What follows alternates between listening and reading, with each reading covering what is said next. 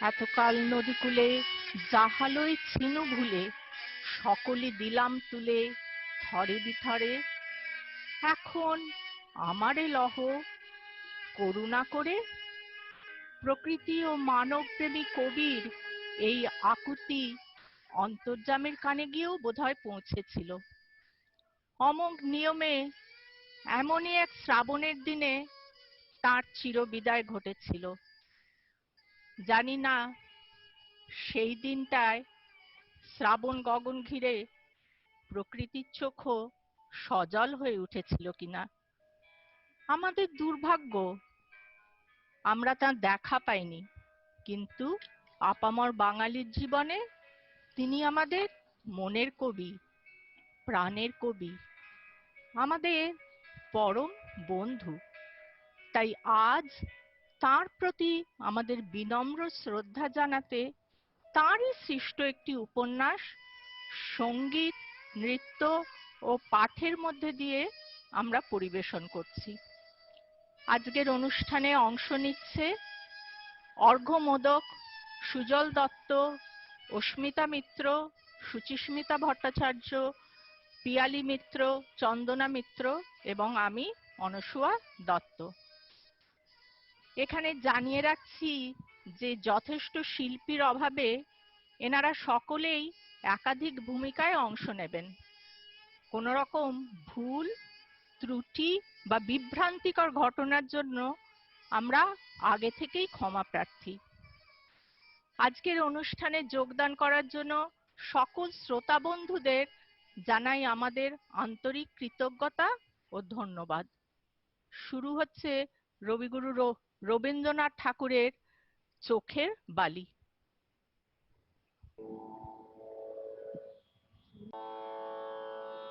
চোখে আমার তৃষ্ণা, ও গো তৃষ্ণা আমার, বক্ষ জুড়ে চোখে আমার তৃষ্ণা। আমি বৃষ্টি দিন, বৈশাখী দিন, আমি বৃষ্টি দিন, বৈশাখী দিন, সন্তাপে প্রাণ যায় যায় যে পুড়ে, চোখে আমার তৃষ্ণা। Rabindranath Tagore's 1903 Bengali novel Chokher Bali is often referred to as India's first modern novel, where he highlighted the issues of women's education, child marriage, and the treatment of widows in 19th and 20th century Bengal. It was first serialized in the Bengali literary magazine Bongo Darshan, first founded in 1872 by Bankim Chandra Chattopadhyay and later revived under the editorship of Tagore in 1901.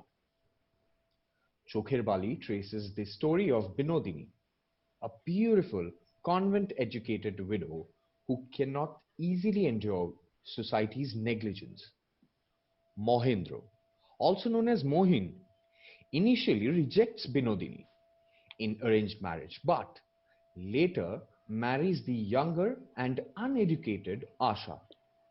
Binodini becomes envious of Asha and Mohin's marital bliss and uses Mohin's mother, Rajalakshmi's dislike of Asha to manipulate her way into their lives. Binodini's increasing physical and psychological frustrations led her on a path of revenge and manipulation. The novel explores the extramarital affair between Binodini and Mohendra, her friendship with Asha, and her real feelings for Bihari, Mohendra's friend. Tagore presents the complexity and fragility of human relationships through psychological interplay, but most importantly, presents the social norms of a Bengali society. The term Chokher Bali literally means an irritation in the eye or an eyesore, as if a peck of sand has penetrated in, which Asha and Binodini became for each other. Binodini is presented in many avatars: a hopeless widow, a friend, a temptress, and a remorseful woman. Tagore gives readers an insight into her desires and longings, the feeling that many widows at the time had silently undergone. On the other hand, Asha is presented as naive and innocent, which combined with her literacy initially results in her subjugation. The narrative becomes an implicit debate of love and morality, urging readers to understand Asha and Binodini from their own point of view. কবিগুরু রবীন্দ্রনাথ ঠাকুর এই নভেলটি রচনা করেন 1903 সালে। নভেলটির প্রধান চরিত্র বিনোদিনী ও তার সংস্পর্শে আসা কয়েকটি চরিত্রের সম্পর্ক এবং ঘাত প্রতিঘাতের উপর ভিত্তি করেই এই উপন্যাস তৈরি হয়েছে। চোখের বালি অন্যান্য ভাষাতে অনুবাদিত হয়েছে, আর এই গল্প অবলম্বনে সিনেমা ও থিয়েটারও হয়েছে। এবার আমরা উপন্যাসের প্রধান চরিত্রগুলির সঙ্গে পরিচিত হব। মহেন্দ্র রাজলক্ষ্মীর একমাত্র ছেলে, শৈশবেই পিতৃহীন। মা সম্বন্ধে তাহার ব্যবহার সাধারণ লোকের মতো ছিল না। বয়স প্রায় 22 হইল, MA পাশ করিয়া ডাক্তারি পড়িতে আরম্ভ করিয়াছে। তবু মাকে লইয়া তাহার প্রতিদিন মান অভিমান আদর আবদারের অন্ত ছিল না। রাজলক্ষ্মী একমাত্র পুত্রের প্রতি অতি স্নেহপরায়ণ ও পুত্রগর্বে গর্বিত। বিহারী মহেন্দ্রের পরম বন্ধু, সে মহেন্দ্রকে দাদা এবং মহেন্দ্রের মাকে মা বলিত। অন্নপূর্ণা মহেন্দ্রের কাকি ও রাজলক্ষ্মীর বিধবা জা। আশালতা ওরফে চুনি মহেন্দ্রের স্ত্রী ও অন্নপূর্ণার বোনঝি। বিনোদিনী বড় সুন্দরী, আবার মেমের কাছে পড়াশোনাও করিয়াছে।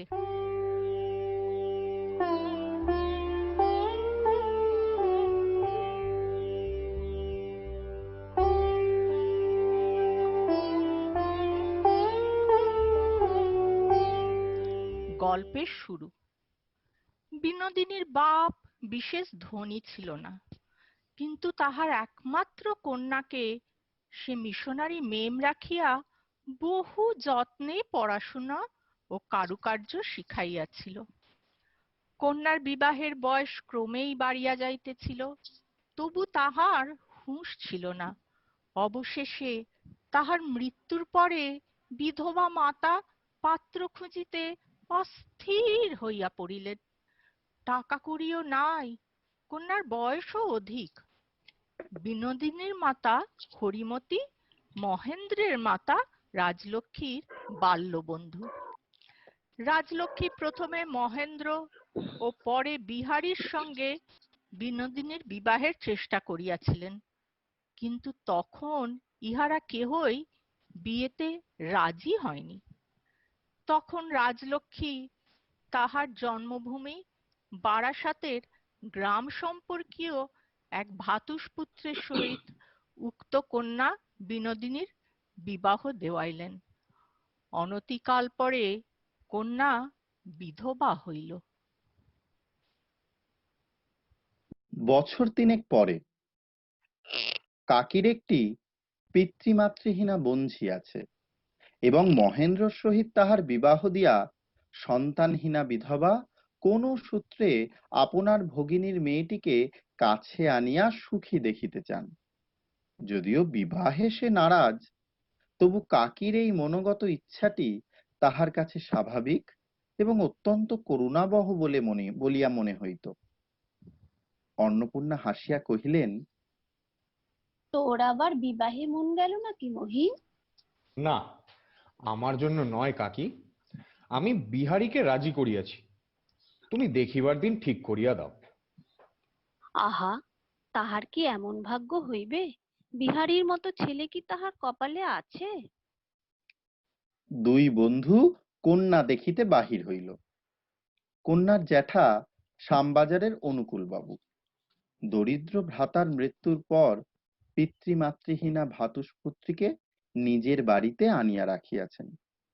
কন্যাটির বিবাহ ভাবনার সময় আসিল, কিন্তু আজকালকার দিনে কন্যার বিবাহ সম্বন্ধে পণের কথা উঠিলেই অনুকূলবাবু বলেন, আমার তো নিজের মেয়ে আছে, আমি একা আর কত পারিয়া উঠিব। এমনি করিয়া দিন বহিয়া যাইতেছিল।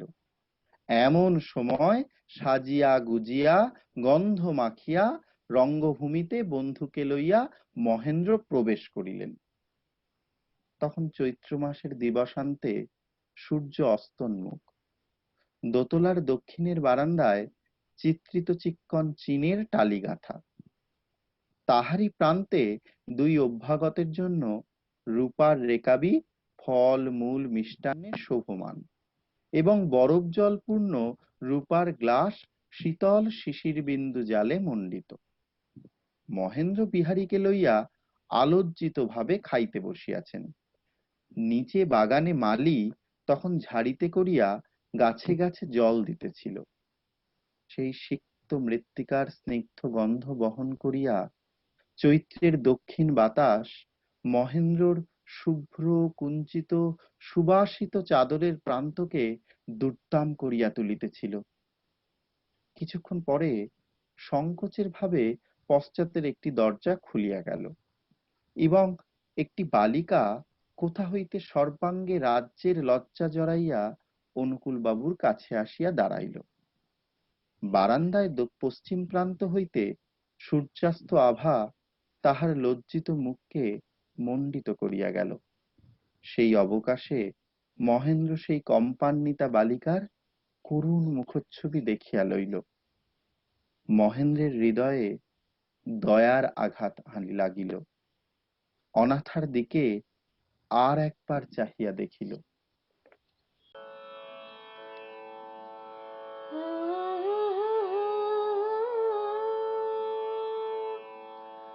চৈত্র পবনে মম চিত্ত বনে বাণী মঞ্জরি সঞ্চলিতা ও গো ললিতা, ও গো ললিতা, চৈত্র পবনে।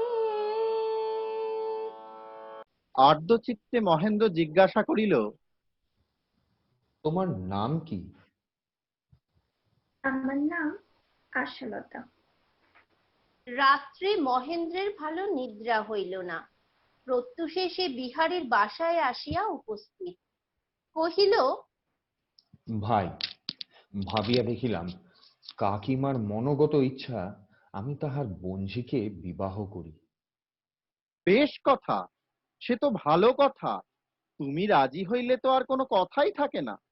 এ কর্তব্য বুদ্ধি কাল তোমার মাথায় আসিলেই তো ভালো হইতো। যেই বিবাহের প্রস্তাবে মহেন্দ্র মনকে লাগাম ছাড়িয়া দিল, সেই তাহার পক্ষে ধৈর্য রক্ষা করা দুঃসাধ্য হইয়া উঠিল। তাহার মনে হইতে লাগিল, আর অধিক কথাবার্তা না হইয়া কাজটা সম্পন্ন হইয়া গেলেই ভালো হয়। মাকে গিয়া কহিল, আচ্ছা মা, তোমার অনুরোধ রাখিব, বিবাহ করিতে রাজি হইলাম। একটি ভালো মেয়ের সন্ধান করিতেছি।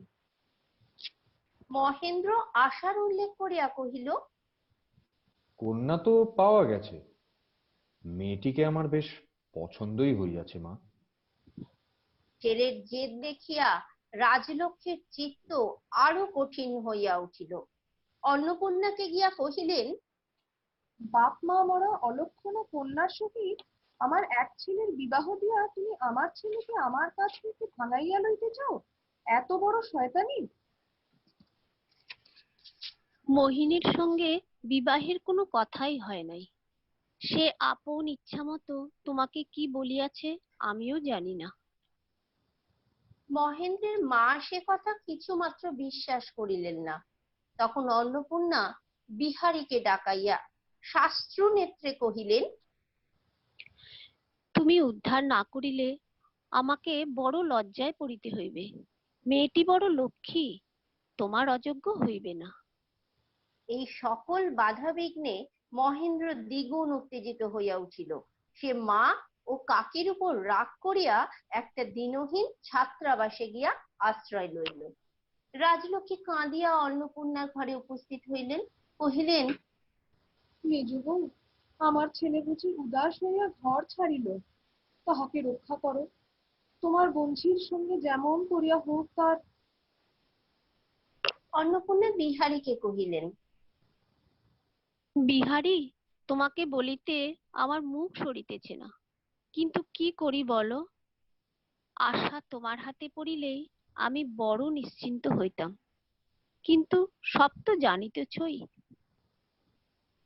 বুঝিয়াছি কাকি, তুমি যেমন আদেশ করিবে তাহাই হইবে, কিন্তু আমাকে আর কখনো কাহারো সঙ্গে বিবাহ করিতে অনুরোধ করিও না। এইরূপ রাজলক্ষ্মী, অন্নপূর্ণা এবং মহেন্দ্রের মধ্যে নিষ্ঠুর নিগূঢ় নীরব ঘাত প্রতিঘাত চলিতে চলিতে বিবাহের দিন সমাগত হইল। বাতি উজ্জ্বল হইয়া জ্বলিল, সানাই মধুর হইয়া বাজিল, মিষ্টান্নে মিষ্টির ভাগ লেশ মাত্র কম পড়িল না।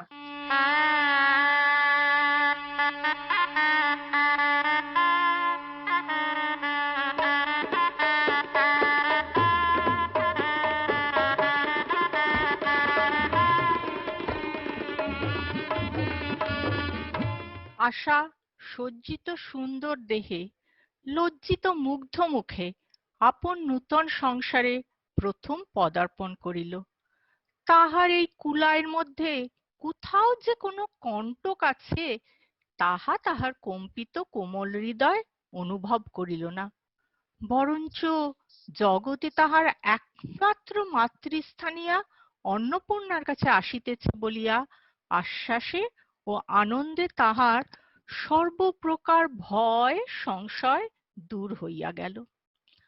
বিবাহের পর রাজলক্ষ্মী অপরিমিত উৎসাহে বধূকে ঘরকন্নার কাজ শিখাইতে প্রবৃত্ত হইলেন। ভাঁড়ার ঘর, রান্নাঘর, ঠাকুর ঘরেই আশার দিনগুলি কাটিত। রাত্রে রাজলক্ষ্মী তাহাকে নিজের বিছানায় শোয়াইয়া তাহার আত্মীয় বিচ্ছেদের ক্ষতিপূরণ করিতে লাগিলেন। অন্নপূর্ণা অনেক বিবেচনা করিয়া বঞ্ঝির নিকট হইতে দূরেই থাকিতেন। মহেন্দ্রের চক্ষের সম্মুখেই নবযৌবনা নববধূর সমস্ত মিষ্টরস যে কেবল ঘরকন্নার দ্বারা পিষ্ট হইতে থাকিবে, ইহা অসহ্য হইয়া উঠিল। ইচ্ছার সহিত কর্তব্য বুদ্ধি মিলিত হইতেই হাওয়ার সঙ্গে আগুন লাগিয়া গেল। কোথায় গেল কালেজ, এক্সামিন, বন্ধুকৃত্য, সামাজিকতা? স্ত্রীর উন্নতি সাধন করিতে মহেন্দ্র তাহাকে লইয়া ঘরে ঢুকিল। কাজের প্রতি দৃকপাত বা লোকের প্রতি ভ্রুক্ষেপ মাত্র করিল না। কিছুকাল অনাবৃষ্টিতে যে শস্যদল শুষ্ক পীতবর্ণ হইয়া আসে, বৃষ্টি পাইবা মাত্র সে আর বিলম্ব করে না, হঠাৎ বাড়িয়া উঠিয়া দীর্ঘকালের উপবাস দৈন্য দূর করিয়া দেয়। দুর্বল নত ভাব ত্যাগ করিয়া শস্যক্ষেত্রের মধ্যে অসংকোচে অসংশয় আপনার অধিকার উন্নত ও উজ্জ্বল করিয়া তোলে। আশার সেইরূপ হইল। আজ পরের ঘরে আসিয়া সে যখন বিনা প্রার্থনায় এক নিকটতম সম্বন্ধ এবং নিঃসন্দিগ্ধ অধিকার প্রাপ্ত হইল, যখন সেই অযত্ন লালিতা অনাথার মস্তকে স্বামী স্বহস্তে লক্ষ্মীর মুকুট পরাইয়া দিলেন, তখন সে আপন গৌরবপদ গ্রহণ করিতে লেশমাত্র বিলম্ব করিল না। নববধূযোগ্য লজ্জা ভয় দূর করিয়া দিয়া সৌভাগ্যবতী স্ত্রীর মহিমায় মুহূর্তের মধ্যেই স্বামীর পদপ্রান্তে অসংকোচে আপন সিংহাসন অধিকার করিল।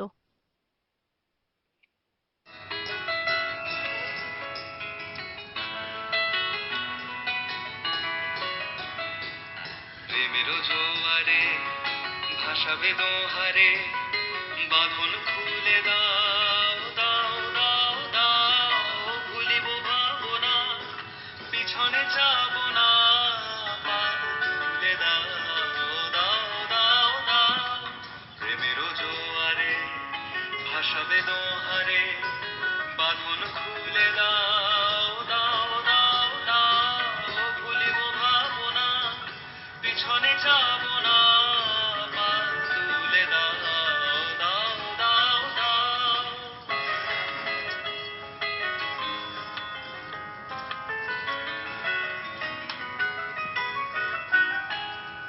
প্রবল পবনে তরঙ্গ তুলিল, হৃদয় দুলিল দুলিল দুলিল।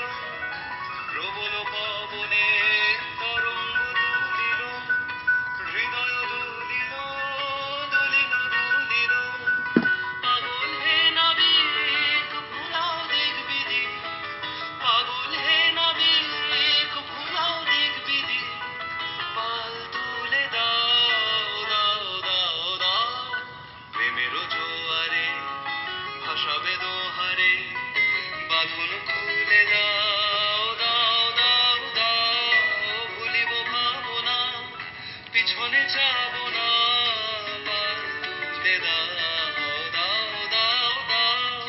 প্রেমের জোয়ারে ভাসাবে দোহারে, বাঁধন খুলে দাও দাও দাও দাও, ভুলিব ভাবনা পিছনে যাব না, পাল তুলে দাও দাও দাও দাও।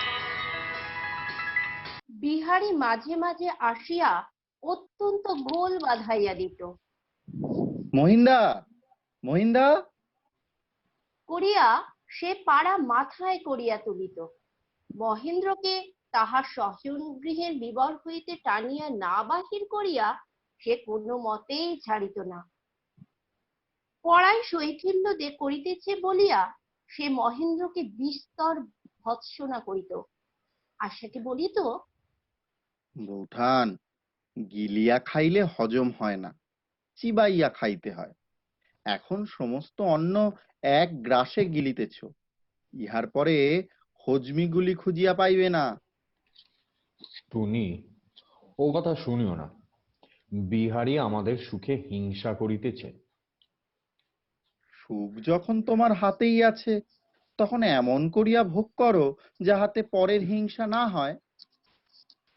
পরের হিংসা পাইতে যে সুখ আছে চুনি, আর একটু হইলে আমি গর্ধবের মতন তোমাকে বিহারীর হাতে সম্পন্ন করিতেছিলাম। চুপ! মহেন্দ্রের ফেল করা সংবাদে রাজলক্ষ্মী গ্রীষ্মকালের আকস্মিক অগ্নিকাণ্ডের মতো দাউ দাউ করিয়া জ্বলিয়া উঠিলেন। কিন্তু তাহার গর্জন এবং দাহনটা সম্পূর্ণ ভোগ করিলেন অন্নপূর্ণা। তাহার আহার নিদ্রা দূর হইল। রাজলক্ষ্মীও প্রাণ হাঁপাইয়া উঠিয়াছিল। এমন সময় বিনোদিনী আসিয়া তাহাকে আশ্রয় দিল এবং আশ্রয় করিল। সেবা ইহাকেই বলে। মুহূর্তের জন্য আলস্য নাই। কেমন পরিপাটি কাজ, কেমন সুন্দর রান্না, কেমন সুমিষ্ট কথাবার্তা। রাজলক্ষ্মী কেবলই মনে করিতে লাগিলেন, আহা, এই মেয়েই তো আমার বধূ হইতে পারিত, কেন হইল না? সংসারের কঠিন কর্তব্য হইতে প্রেমকে ফুলের মতো ছিঁড়িয়া স্বতন্ত্র করিয়া লইলে তাহা কেবল আপনার রসে আপনাকে সজীব রাখিতে পারে না, তাহা কর্মেই বিমর্ষ ও বিকৃত হয়েই আসে। আশাও মনে মনে দেখিতে লাগিল তাহাদের অবিশ্রাম মিলনের মধ্যে একটা শ্রান্তি ও দুর্বলতা আছে। সে মিলন যেন থাকিয়া থাকিয়া কেবলই মুচড়িয়া পড়ে। সংসারে দৃঢ় ও প্রশস্ত আশ্রয়ের অভাবে তাহাকে টানিয়া খাড়া রাখাই কঠিন হয়। কাজের মধ্যে প্রেমের মূল না থাকিলে ভোগের বিকাশ পরিপূর্ণ এবং স্থায়ী হয় না। এমন সময় বিনোদিনী একদিন আসিয়া আশার গলা জড়াইয়া ধরিয়া কহিল, ভাই, তোমার সৌভাগ্য চিরকাল অক্ষয় হোক, কিন্তু আমি দক্ষিণী বলিয়া কি আমার দিকে একবার তাকাইতে নাই? এসো ভাই, তোমার সঙ্গে একটা কিছু পাতাই। চোখের বালি। শ্রুতিমধুর নামের দিকেই আশার ঝোঁক ছিল, কিন্তু বিনোদিনীর পরামর্শের আদরের গালিটি গ্রহণ করিল। আশা পক্ষে বড় দরকার হইয়াছিল। ভালোবাসার উৎসবও কেবলমাত্র দুটি লোকের দ্বারা সম্পন্ন হয় না। সুখ আলাপের মিষ্টান্ন বিতরণের জন্য বাজে লোকেরও দরকার হয়। ক্ষুধিত হৃদয়া বিনোদিনীও নববধূর প্রেমের ইতিহাস মাতালের জ্বালায় মদের মতো কান পাতিয়া পান করিতে লাগিল। তাহার মস্তিষ্ক মাতিয়া শরীরের রক্ত জ্বলিয়া উঠিত। অপরাহ্নে বিনোদিনী নিজে উদ্যোগী হইয়া অপরূপ নৈপুণ্যের সহিত আশার চুল বাঁধিয়া সাজাইয়া তাহাকে স্বামী সম্মেলনে পাঠাইয়া দিত। আবার এক এক দিন কিছুতেই আশাকে ছাড়িয়া দিত না, বলিত, আহ, আর একটু বসোই না, তোমার স্বামী তো পলাইতেছেন না, তিনি তো বনের মায়া মৃগ নন, তিনি অঞ্চলের পোষা হরিণ। এই বলিয়া নানা ছলে ধরিয়া রাখিয়া দেরি করাইবার চেষ্টা করিত। আশা উদ্বিগ্ন হইয়া বলিত, এবার যাই ভাই, চোখের বালি, তিনি আবার রাগ করিবেন। আহা, একটু রাগ করিলই বা, সোহাগের সঙ্গে রাগ না মিশিলে ভালোবাসার স্বাদ থাকে না, তরকারিতে লঙ্কা মরিচের মতো। কিন্তু লঙ্কা মরিচের স্বাদটা যে কি তাহা বিনোদিনী বুঝিতেছিল। কেবল সঙ্গে তাহার তরকারি ছিল না, তাহার শিরায় শিরায় যেন আগুন ধরিয়া গেল। সে যেদিকে চায় তাহার চোখে যেন স্ফুলিঙ্গ বর্ষণ হইতে থাকে। এমন সুখের ঘরকন্যা, এমন সোহাগের স্বামী, এই ঘরকে যে আমি রাজার রাজত্ব, এই স্বামীকে যে আমি পায়ের দাস করিয়া রাখিতে পারিতাম, তখন কি এ ঘরের এই দশা, এ মানুষের এই ছিরি থাকিত?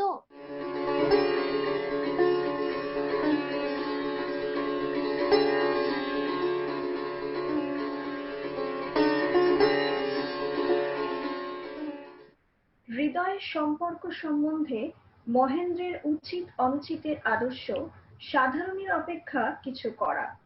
পাছে মাতার অধিকার লেশমাত্র ক্ষুণ্ণ হয়, এই জন্য ইতিপূর্বে সে বিবাহের প্রসঙ্গ মাত্র কানে আনিত না। আজকাল আশার সহিত সম্বন্ধকে সে এমন ভাবে রক্ষা করিতে চায় যে অন্য স্ত্রীলোকের প্রতি তার সামান্য কৌতূহলকেও সে মনে স্থান দিতে চায় না। প্রেমের বিষয় সে যে বড় খুঁতখুঁতে এবং অত্যন্ত খাঁটি, এই লইয়া তাহার মনে একটা গর্ব ছিল। সেই মহেন্দ্রর মন আজকাল যখন মাঝে মাঝে অনিবার্য ব্যগ্রতা ও কৌতূহলের সহিত এই অপরিচিতার প্রতি আপনি ধাবিত হইতে থাকিত, তখন সে নিজের আদর্শের কাছে যেন খাটো হইয়া পড়িত।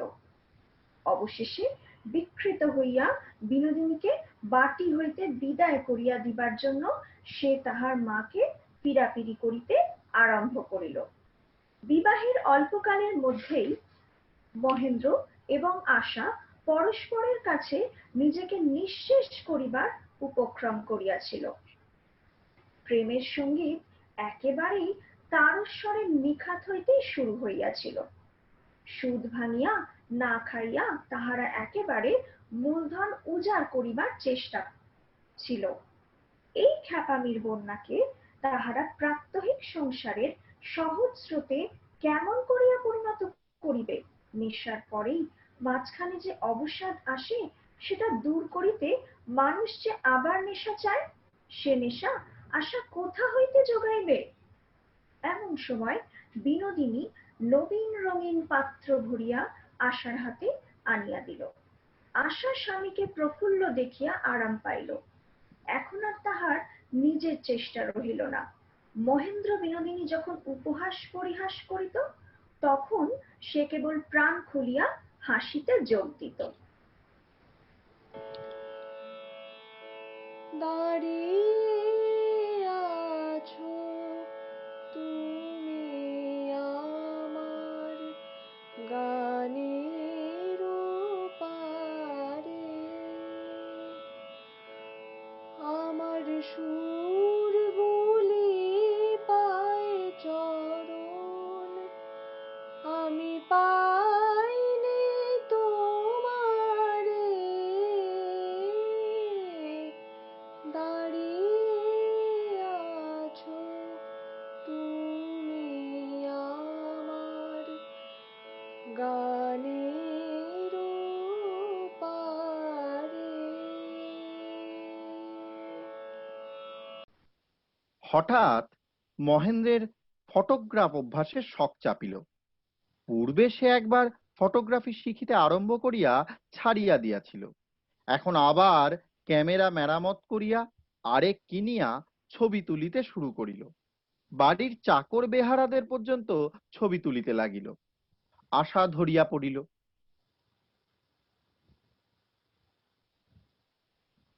চোখের মালিক একটা ছবি লইতেই হইবে। আচ্ছা। না, আশাকে আবার একটা কৌশল করিতে হইল, এবং সে কৌশল গোড়া হইতেই বিনোদিনীর অগোচর রহিল না। মতলব এই হইল, মধ্যাহ্নে আশা তাহাকে নিজের শোবার ঘরে আনিয়া কোনো মতে ঘুম পাড়াইবে, এবং মহেন্দ্র সেই অবস্থায় ছবি তুলিয়া অবাধ্য সখীকে উপযুক্ত রূপ জব্দ করিবে। বিনোদিনী কোনোদিন দিনের বেলায় ঘুমায় না, কিন্তু আশার ঘরে আসিয়া সেদিন তাহার চোখ ঢুলিয়া পড়িল। গায়ে একখানি লাল শাল দিয়া খোলা জানালার দিকে মুখ করিয়া হাতে মাথা রাখিয়া এমনই সুন্দর ভঙ্গিতে ঘুমাইয়া পড়িল যে মহেন্দ্র কহিল, ঠিক মনে হইতেছে যেন ছবি লইবার জন্য ইচ্ছা করিয়া প্রস্তুত হইয়াছে।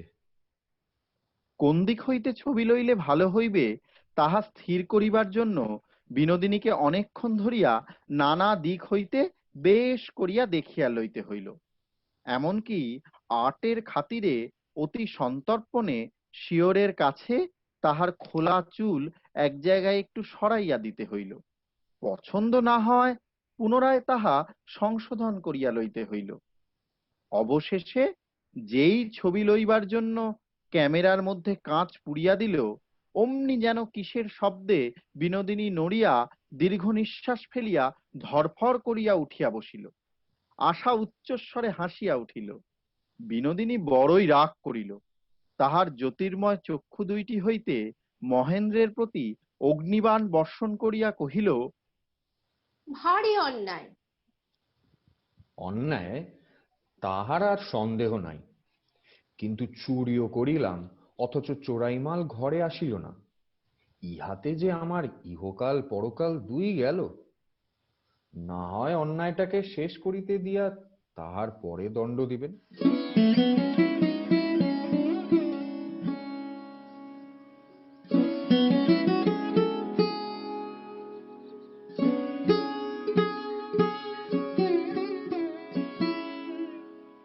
আশার প্রতি মহেন্দ্রের সোহাগ যত্ন বিনোদিনীর প্রণয় বঞ্চিত চিত্তকে সর্বদাই আলোড়িত করিয়া তুলিত। তাহাতে বিনোদিনীর বিরহিণী কল্পনাকে যে বেদনায় জাগরূক করিয়া রাখিত, তাহার মধ্যে উগ্র উত্তেজনা ছিল। যে মহেন্দ্র তাহাকে তাহার সমস্ত জীবনের সার্থকতা হইতে ভ্রষ্ট করিয়াছে, যে মহেন্দ্র তাহার মতো স্ত্রী রত্নকে উপেক্ষা করিয়া আশার মতো ক্ষীণ বুদ্ধি দীন প্রকৃতি বালিকাকে বরণ করিয়াছে, তাহাকে বিনোদিনী ভালোবাসে কি বিদ্বেষ করে? তাহাকে কঠিন শাস্তি দিবে না তাহাকে আত্মসমর্পণ করিবে, তাহা বিনোদিনী ঠিক করিয়া বুঝিতে পারে নাই। একটা জ্বালা মহেন্দ্র তাহার অন্তরে জ্বালাইয়াছে, তাহা হিংসার না প্রেমের না দুয়েরই মিশ্রণ, বিনোদিনী তাহা ভাবিয়া পায় না। স্বপ্ন মোদের নিশায় মেশা এই উন্মত্ততা জাগায় দেহে মনে একই বিপুল ব্যথা, বহে মম শিরে শিরে একই দাহ কি প্রবাহ, চকিতে সর্বদেহে ছুটে তড়িৎলতা, জাগায় দেহে মনে একই বিপুল ব্যথা। অনতিকাল পরেই মহেন্দ্র হাসপাতালে তাহার কাজ পড়িয়াছে বলিয়া কালেজের কাছে বাসা লইল। একদিন তাহার ছাত্রাবাসে চেনা হাতের অক্ষরে একখানি চিঠি পাইল। ভাঁজ খুলিয়া মহেন্দ্র চিঠি পড়িল, কিন্তু এ কি? যেমন বাঁকাচোরা লাইন তেমন সাধাসিধা ভাষা তো নয়, কাঁচা কাঁচা অক্ষর, কিন্তু কথাগুলি তো তাহার সঙ্গে মিলিল না। লেখা আছে, প্রিয়তম, যাহাকে ভুলিবার জন্য চলিয়া গেছ, এ লেখায় তাহাকে স্মরণ করাইয়া দিব কেন? যে লতাকে ছিঁড়িয়া মাটিতে ফেলিয়া দিলে সে আবার কোন লজ্জায় জড়াইয়া উপরে উঠিতে চেষ্টা করে? সে কেন মাটির সঙ্গে মাটি হইয়া মিশিয়া গেল না? না, তুমি যে আমাকে ভালোবাসিয়াছিলে সে কি আমারই অপরাধ? আমি কি স্বপ্নেও এত সৌভাগ্য প্রত্যাশা করিয়াছিলাম? তুমি নিজেই আমার কোন গুণে ভুলিলে প্রিয়তম? কি দেখিয়া আমার এত আদর বাড়াইলে? আর আজ বিনা মেঘে যদি বজ্রপাতই হইল, তবে সে বজ্র কেবল দগ্ধ করিল কেন? একেবারে দেহ মন কেন ছাই করিয়া দিল না? এ কি চিঠি? এ ভাষা কাহার? তাহা মহেন্দ্র বুঝিতে বাকি রহিল না। অকস্মাৎ আহত মূর্ছিতের মতো মহেন্দ্র সে চিঠিখানা লইয়া স্তম্ভিত হইয়া রহিল। এ চিঠি বিনোদিনীরই। সরলা আশা নিজের মনে করিয়া তাহা লিখিয়াছে, কিন্তু এ ভাষায় কোনো মতেই সরলা আশাকে মনে করাইয়া দেয় না। দু চার লাইন পড়িবা মাত্র একটা সুখোন্মাদকর সন্দেহ ফেনীর মদের মতো মনকে চারিদিকে ছাপাইয়া উঠিতে থাকে। এমন সময় বিহারী ঘরে প্রবেশ করিল। মহেন্দ্র জিজ্ঞাসা করিল, বিহারী, এর মধ্যে আমাদের ওখানে গিয়াছিলে? এখনই সেখান হইতে আসিতেছি। বাড়ি ছাড়িয়া তুমি যে এখানে? এখনই বাড়ি চলো। সেখানে আশা তোমার বাহিরের ঘরে অন্ধরের ঘরে কাঁদিয়া কাঁদিয়া বেড়াইতেছে। আচ্ছা চলো, যাওয়া যাক। তবে একটা গাড়ি ডাকো। মহেন্দ্র ঘরে ফিরিয়া আসিবা মাত্র তাহার মুখ দেখিয়াই আশার মনের সমস্ত সংশয় ক্ষণকালের কুয়াশার মতো এক মুহূর্তেই কাটিয়া গেল। নিজের চিঠির কথা স্মরণ করিয়া লজ্জায় মহেন্দ্রের সামনে সে যেন মুখ তুলিতেই পারিল না। আশা ব্যাকুল হইয়া কহিল, তোমার পায়ে পড়ি, ও চিঠি ছিঁড়িয়া ফেলো। বলিয়া মহেন্দ্রের হাত হইতে চিঠি লইবার জন্য ব্যস্ত হইয়া পড়িল। মহেন্দ্র তাহাকে নিরস্ত করিয়া সে চিঠি পকেটে পুরিয়া লইল।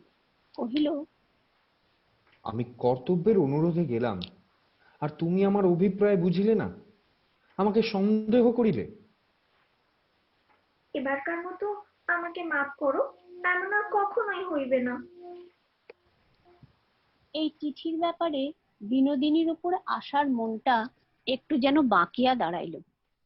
স্বামীর আগমন বার্তা লইয়া সে সখীর কাছে আনন্দ করিতে গেল না, বরঞ্চ বিনোদিনীকে একটু যেন এড়াইয়াই গেল। বিনোদিনী সেটুকু লক্ষ্য করিল এবং কাজের ছল করিয়া একেবারে দূরে রহিল। মহেন্দ্র ভাবিল, এ তো বড় অদ্ভুত। আমি ভাবিয়াছিলাম এবার বিনোদিনীকে বিশেষ করিয়াই দেখা যাইবে, উল্টো হইল। তবে সে চিঠির অর্থ কি? মহেন্দ্র স্থির করিল আজ বিনোদিনীর সঙ্গে অত্যন্ত সহজ স্বাভাবিকভাবে হাস্য পরিহাস উত্তর প্রত্যুত্তর করিয়া আসর জমাইয়া তুলিবে। কিন্তু এমনই গাম্ভীর্যের ভার তাহার উপর চাপিয়া আসিল যে লঘু জবাব প্রাণপণ চেষ্টাতেও মুখের কাছে জোগাইল না। জয় করে তবু ভয় কেন তোর যায় না, হায় ভীরু প্রেম হায় রে। জয় করে তবু ভয় কেন তোর যায় না, হায় ভীরু প্রেম হায় রে। জয় করে তবু ভয় কেন তোর যায় না। মহেন্দ্র জানিতে পারিল বিনোদিনী বাড়ি ছাড়িয়া চলিয়া যাইতে চাহে। তাহার কাছে আসিয়া কহিল, তুমি আমাদের ছাড়িয়া চলিয়া যাইতেছ কেন? কোনো অপরাধ করিয়াছি? বিনোদিনী তখন মুখ তুলিয়া দুই বিশাল উজ্জ্বল চক্ষু মহেন্দ্রের মুখের ওপর স্থির রাখিয়া কহিল, কর্তব্য কর্ম তো সকলেরই আছে। আপনি যে সকল ছাড়িয়া কালেজের বাসায় যান, সে কি কাহারও অপরাধে? আমারও যাইতে হইবে না? আমারও কর্তব্য কর্ম নাই? তোমাকে কোনো অনুনয় বিনিময়ই রাখা যাইবে না? কিসের জন্য এত অনুনয় বিনয়? আমি থাকিলেই কি আর না থাকিলেই কি, আপনার তাহাতে কি আসে যায়? মহেন্দ্র মুহূর্তের মধ্যে বিনোদিনীর হাত চাপিয়া ধরিয়া রুদ্ধ সজল স্বরে কহিল, যদি তাহাতে আমার আসে যায় তবে তুমি থাকিবে? বিনোদিনী তাড়াতাড়ি হাত ছাড়াইয়া লইয়া সরিয়া বসিল। মহেন্দ্রের চমক ভাঙিয়া গেল। নিজের শেষ কথাটা ভীষণ ব্যঙ্গের মতো তাহার নিজের কানে বারংবার প্রতিধ্বনিত হইতে লাগিল। এমন সময় সেই নৈশব্দ পরিপূর্ণ ঘরের মধ্যে আশা প্রবেশ করিল।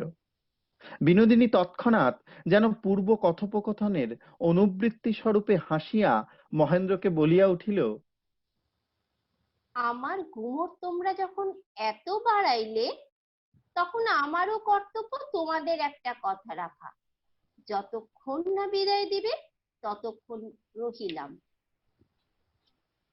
আশা স্বামীর কৃতকার্যতায় উৎফুল্ল হইয়া উঠিয়া সখীকে আলিঙ্গন করিয়া ধরিল, কহিল, তবে এই কথা রহিল, তাহা হইলে ৩ সত্য করো, যতক্ষণ না বিদায় দেব ততক্ষণ থাকিবে থাকিবে থাকিবে। বিনোদিনী ৩ বার স্বীকার করিল।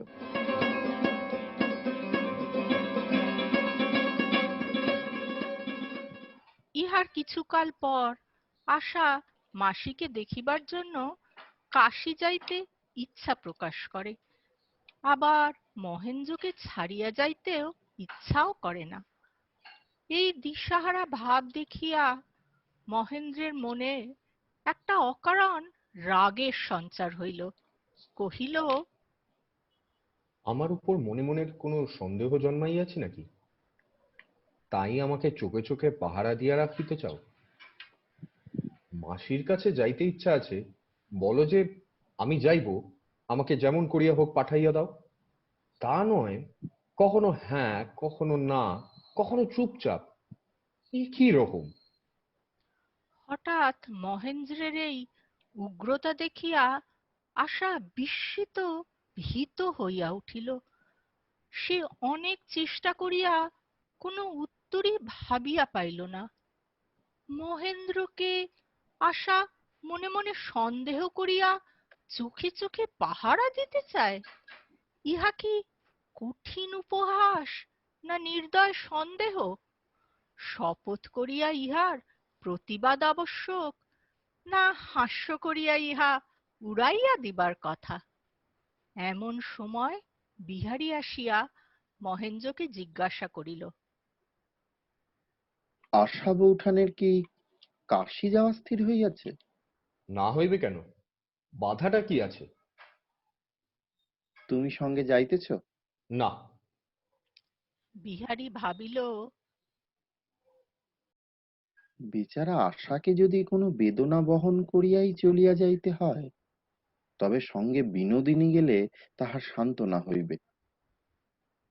তাই মহেন্দ্রকে ধীরে ধীরে কহিল, বিনোদ বৌঠান তার সঙ্গে গেলে হয় না?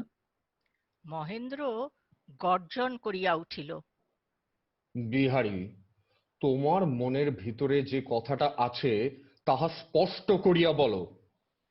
আমার সঙ্গে অসরলতা করিবার কোনো দরকার দেখি না। আমি জানি তুমি মনে মনে সন্দেহ করিয়াছ আমি বিনোদিনীকে ভালোবাসি। মিথ্যে কথা, আমি বাসি না। আমাকে রক্ষা করিবার জন্য তোমাকে পাহারা দিয়া বেড়াইতে হইবে না। তুমি এখন নিজেকে রক্ষা করো। যদি সরল বন্ধুত্ব তোমার মনে থাকিত, তবে বহুদিন আগে তুমি আমার কাছে তোমার মনের কথা বলিতে এবং নিজেকে বন্ধুর অন্তঃপুর হইতে বহু দূর লইয়া যেতে। আমি তোমার মুখের সামনে স্পষ্ট করিয়া বলিতেছি, তুমি আশাকে ভালোবাসিয়াছ।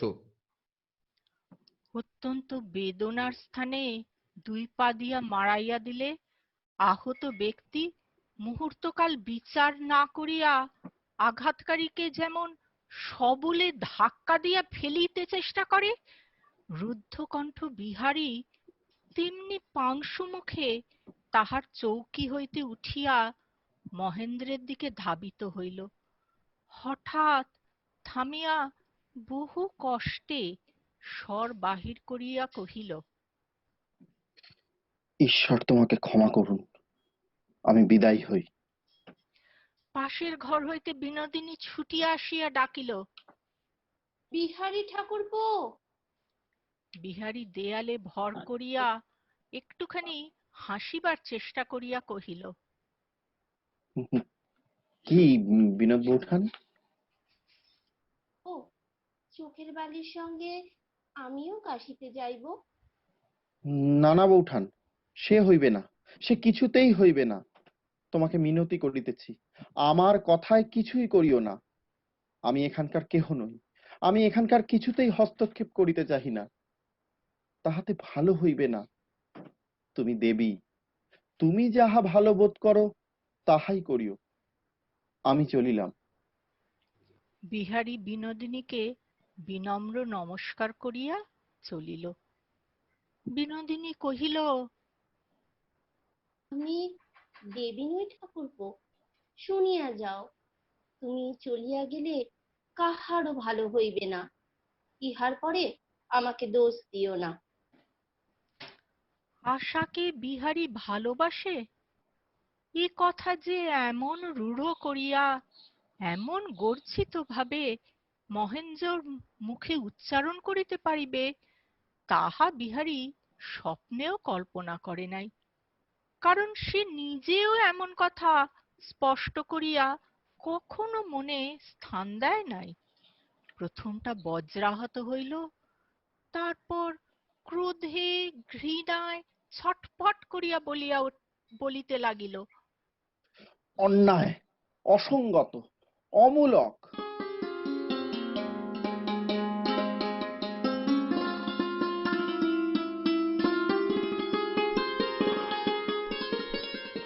আশা মন স্থির করিল সে কাশী যাইবেই। যাইবার পূর্বে আশা তার স্বামীর দেখাশোনার ভার বিনোদিনীর উপর দিয়া গেল। যেসব কথা ভিতরে ভিতরে আভাসে ছিল, সেইগুলা হঠাৎ স্পষ্ট কথায় পরিস্ফুট হইয়া সকলেরই মনে একটা গোলমাল বাঁধাইয়া দিল। বিনোদিনী ভাবিতে লাগিল, বেশ হইয়াছে, মহেন্দ্র বিহারীকে যে আঘাত করিয়াছে তাহা তাহার প্রাপ্যই ছিল। বিহারীর মতো অমন মহৎ লোক কেন আশাকে ভালোবাসিবে? এই আঘাতে বিহারীকে যে দূরে লইয়া গেছে সে যেন ভালোই হইয়াছে। বিনোদিনী যেন নিশ্চিন্ত হইল, কিন্তু বিনোদিনীর অন্তরে যে সেবাপরায়ণা নারী প্রকৃতি ছিল, সে আবৃত মুখ দেখিয়া কাঁদিতে লাগিল। বিনোদিনী একখানি সান্ত্বনার পত্র লিখিল, কহিল, ঠাকুরপো, আমি তোমার সেদিনকার সেই শুষ্ক মুখ দেখিয়া অবধি প্রাণ মনে কামনা করিতেছি তুমি সুস্থ হও।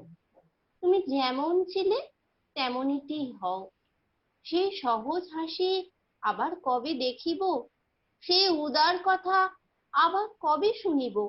তুমি কেমন আছো আমাকে একটি ছত্র লিখিয়া জানাও। তোমার বিনোদ বৌঠান। বিনোদিনী দারোয়ানের হাত দিয়া বিহারীর ঠিকানায় চিঠি পাঠাইয়া দিল। দারোয়ান বিনোদিনীর চিঠি লইয়া বিহারীকে না পাইয়া চিঠি ফিরাইয়া লইয়া আসিল। মহেন্দ্র তখন দেউড়ির সম্মুখে ছোট বাগানটিতে বেড়াইতেছিল। জিজ্ঞাসা করিল, এ কাহার চিঠি? দারোয়ান সমস্ত বলিল। মহেন্দ্র চিঠিখানি নিজে লইল, খুলিয়া পড়িল। তাহা সরল ভাষায় লেখা। মহেন্দ্র ভাবিয়া উঠিতে পারিল না বিনোদিনীর মনের গতি কোন দিকে। তাহার কেবলই আশঙ্কা হইতে লাগিল। আমি যে তাহাকে ভালোবাসি না বলিয়া অপমান করিয়াছি, সেই অভিমানে বিনোদিনী অন্যদিকে মন দিবার চেষ্টা করিতেছে। রাগ করিয়া আমার আশা সে একেবারেই ছাড়িয়া দিয়াছে। বিনোদিনীর সঙ্গে সন্ধি করিবার জন্য মহেন্দ্রের মন ভিতরে ভিতরে অত্যন্ত অধীর হইয়া উঠিয়াছিল। সেদিন রাত্রি জাগরণ ও প্রবল আবেগের পরে সকালবেলায় মহেন্দ্রের শরীর মনে একটা অবসাদ উপস্থিত হইয়াছিল। আজ নিচের বিছানায় তাকিয়ায় হেলান দিয়া পড়িল। বেলা হইয়া যায়, স্নানে গেল না। ঠাকুরপো, তোমার আজ হলো কি? স্নান করিবে না? মাথা ধরিয়াছে? বলিয়া বিনোদিনী কাছে আসিয়া মহেন্দ্রের কপালে হাত দিল। মহেন্দ্র অর্ধেক চোখ বুজিয়া জড়িত কণ্ঠে বলিল, আজ শরীরটা না তেমন ভালো নাই, আজ আর স্নান করিব না। স্নান না করো তো দুটিখানি খাইয়া লও। বলিয়া পীড়াপিড়ি করিয়া সে মহেন্দ্রকে ভোজন স্থানে লইয়া গেল এবং উৎকণ্ঠিত যত্নের সহিত অনুরোধ করিয়া আহার করাইল। আহারের পর মহেন্দ্র পুনরায় নিচের বিছানায় আসিয়া শুইলে বিনোদিনী শিয়রে বসিয়া ধীরে ধীরে তাহার মাথা টিপিয়া দিতে লাগিল। মহেন্দ্র মনে মনে ভাবিতে লাগিল, অসীম বিশ্ব সংসারের অনন্ত প্রবাহের মধ্যে ভাসিয়া চলিয়াছি। তরুণী ক্ষণকালের জন্য কখন কোথায় ঠেকে, তাহাতে কাহারই কি আসে যায় এবং কতদিনের জন্যই বা আসে যায়। শিয়রের কাছে বসিয়া কপালে হাত বুলাইতে বুলাইতে বিউভন যৌবনের গুরুভারে ধীরে ধীরে বিনোদিনীর মাথা নত হইয়া আসিতেছিল। অবশেষে তাহার কেশাগ্রভাগ মহেন্দ্রের কপাল স্পর্শ করিল। বাতাসে আন্দোলিত সেই কেশগুচ্ছে কম্পিত মৃদু সমস্ত শরীর বারংবার কাঁপিয়া উঠিল। হঠাৎ যেন নিঃশ্বাস তাহার বুকের কাছে অবরুদ্ধ হইয়া বাহির হইবার পথ পাইল না। ধরপর করিয়া উঠিয়া বসিয়া মহেন্দ্র কহিল, না, আমার কালেজ আছে, আমি যাই। বলিয়া বিনোদিনীর মুখের দিকে না চাহিয়া দাঁড়াইয়া উঠিল। তাড়াতাড়ি কলেজে চলিয়া গেল, কিন্তু সেখানে কিছুতেই স্থির থাকিতে পারিল না। পড়াশোনায় মন দিতে অনেকক্ষণ বৃথা চেষ্টা করিয়া সকাল সকাল বাড়ি ফিরিয়া আসিল। ঘরে ঢুকিয়া দেখে বিনোদিনী বুকের তলায় বালিশ টানিয়া লইয়া নিচের বিছানায় উপুড় হইয়া কি একটা বই পড়িতেছে। রাশিকৃত কালো চুল পিঠের ওপর ছড়ানো। মহেন্দ্র কহিল, ওগো করুণাময়ী, কাল্পনিক লোকের জন্য হৃদয়ের বাজে খরচ করিও না। কি পড়া হইতেছে? বিনোদিনী ত্রস্ত হইয়া উঠিয়া বসিয়া তাড়াতাড়ি বইখানা আঁচলের মধ্যে লুকাইয়া ফেলিল। মহেন্দ্র কাড়িয়া দেখিবার চেষ্টা করিতে লাগিল। অনেকক্ষণ হাতাহাতি কাড়াকাড়ির পর পরাভূত বিনোদিনীর আঁচল হইতে মহেন্দ্র বইখানি ছিনাইয়া লইয়া দেখিল বিষবৃক্ষ। বিনোদিনী ঘন নিঃশ্বাস ফেলিতে ফেলিতে রাগ করিয়া মুখ ফিরাইয়া চুপ করিয়া বসিয়া রহিল। মহেন্দ্রের বক্ষস্থল তোলপাড় করিতেছিল। হাসিয়া কহিল, ভাবিয়াছিলাম খুব একটা গোপনীয় কিছু হইবে বা। আমার আবার গোপনীয় কি থাকিতে পারে শুনি? এই মনে করো যদি বিহারীর কাছে হইতে কোনো চিঠি আসিত। বিনোদিনী সবেগে হাত ছিনাইয়া লইয়া কহিল, পরিহাস করিতেছ কাহাকে? যদি তাহার সঙ্গে বন্ধুত্ব করিবার যোগ্য হইতে তবে তাহাকে পরিহাস করিলে সহ্য করিতাম। তোমার ছোট বোন, বন্ধিত্ব করিবার শক্তি নাই। বিনোদিনী চলিয়া যাইতে উদ্যত হইবা মাত্র মহেন্দ্র দুই হাতে তাহার পা বেষ্টন করিয়া বাধা দিল। এমন সময় সম্মুখে এক ছায়া পড়িল। মহেন্দ্র বিনোদিনীর পা ছাড়িয়া চমকিয়া মুখ তুলিয়া দেখিল বিহারী। বিহারী স্থির দৃষ্টিপাতে উভয়কে দগ্ধ করিয়া শান্ত ধীর স্বরে কহিল, অত্যন্ত অসময়ে উপস্থিত হইয়াছি, কিন্তু বেশিক্ষণ থাকিব না। একটা কথা বলিতে আসিয়াছিলাম। আমি কাশী গিয়াছিলাম, জানিতাম না সেখানে বউ ঠাকুরন আছেন। না জানিয়া তাহার কাছে অপরাধী হইয়াছি। তাহার কাছে ক্ষমা চাইবার অবসর নাই, তাই তোমার কাছে ক্ষমা চাইতে আসিয়াছি। আমার মনে জ্ঞানে অজ্ঞানে যদি কখনো কোনো পাপ স্পর্শ করিয়া থাকে, সেজন্য তাহাকে যেন কখনো কোনো দুঃখ সহ্য করিতে না হয়। তোমার কাছে আমার এই প্রার্থনা। এর উত্তরে মহেন্দ্র করধে পরিহাস করিতে চাইলে বিনোদিনী তার বিপক্ষে গিয়া বিহারীর কাছে ক্ষমা ভিক্ষা করিল। বিহারী যখন কোনো উত্তর না করিয়া চলিতে লাগিল, বিনোদিনী সম্মুখে আসিয়া দুই হাতে তাহার দক্ষিণ হাত চাপিয়া ধরিল। বিহারী অপরিসীম ঘৃণার সহিত তাহাকে ঠেলিয়া দিয়া চলিয়া গেল। সেই আঘাতে বিনোদিনী যে পড়িয়া গেল তাহা সে জানিতেও পারিল না।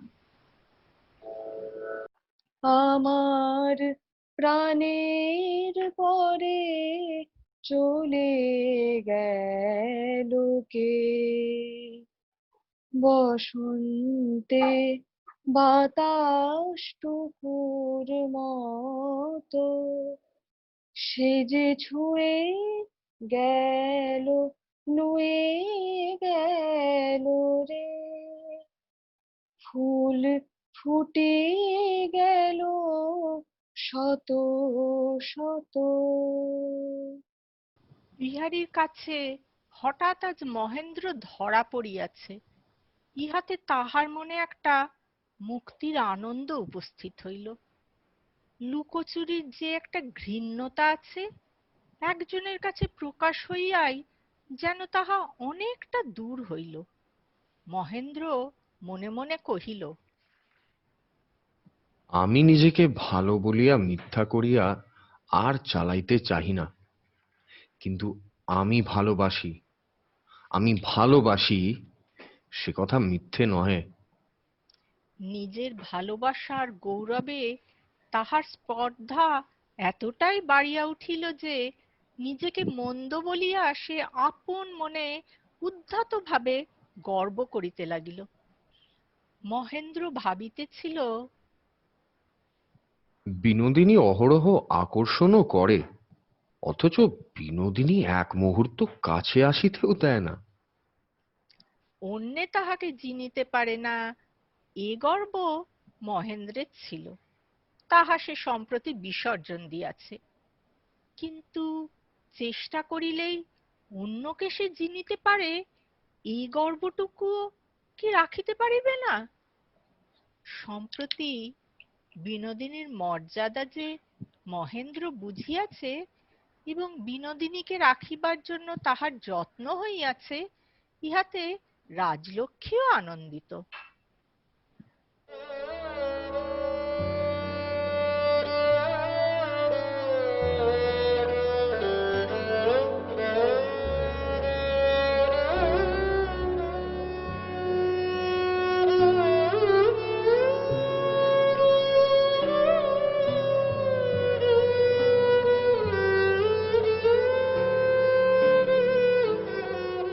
আশা ধীরে ধীরে অনুভব করে তার স্বামী তার প্রতি ভালোবাসা ও মনোযোগের অভাব।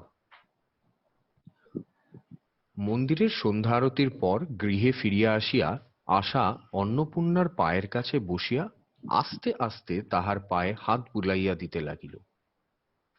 অনেকক্ষণ নিঃশব্দের পর বলিল, মাসি, তুমি যে বলো স্বামীকে দেবতার মতো করিয়া সেবা করা স্ত্রীর ধর্ম, কিন্তু যে স্ত্রী মূর্খ, যাহার বুদ্ধি নাই, কেমন করিয়া স্বামীর সেবা করিতে হয় যে জানে না, সে কি করবে? অন্নপূর্ণা কিছুক্ষণ আশার মুখের দিকে চাহিয়া রহিলেন। একটি চাপা দীর্ঘ নিঃশ্বাস ফেলিয়া কহিলেন, বাছা, আমিও তো মূর্খ, তবুও তো ভগবানের সেবা করিয়া থাকি। তিনি যে তোমার মন জানেন, তাই খুশি হন। কিন্তু মনে করো, স্বামী যদি মূর্খের সেবায় খুশি না হন? সকলকে খুশি করিবার শক্তি সকলের থাকে না বাছা। স্ত্রী যদি আন্তরিক শ্রদ্ধা, ভক্তি, যত্নের সঙ্গে স্বামীর সেবা ও সংসারের কাজ করে, তবে স্বামী তাহা তুচ্ছ করিয়া ফেলিয়া দিল, স্বয়ং জগদীশ্বর তাহা কুড়াইয়া লন।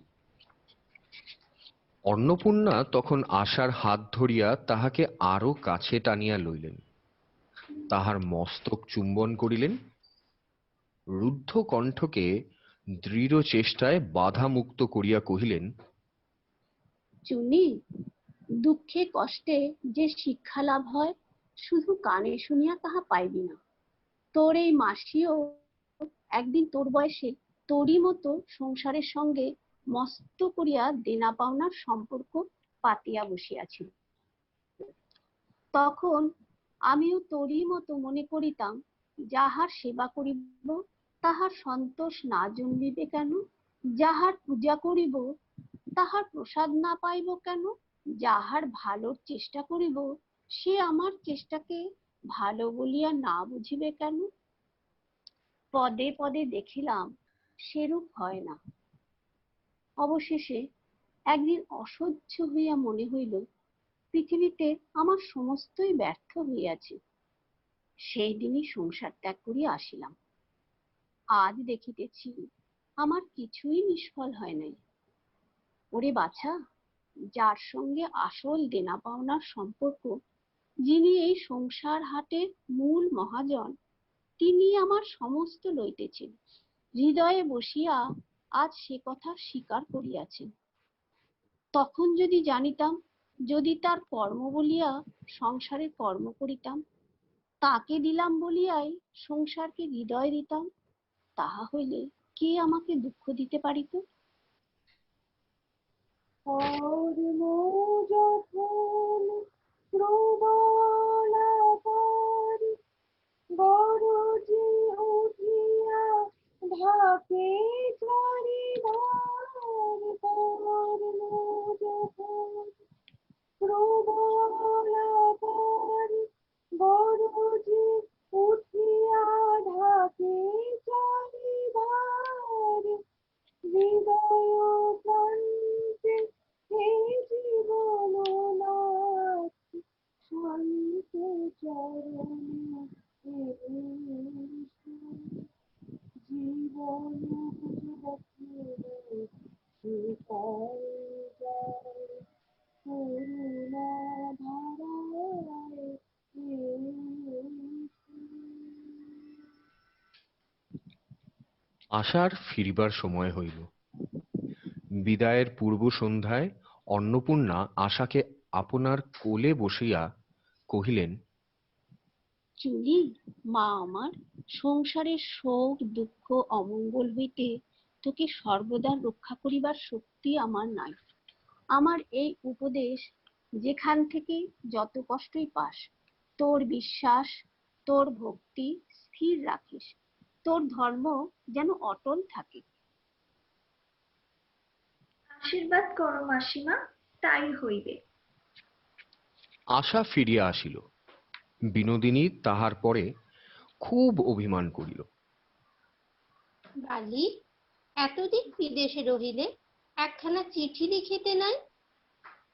আশা বিনোদিনীর গলা জড়াইয়া ধরিয়া নিজের অপরাধ স্বীকার করিয়া লইল।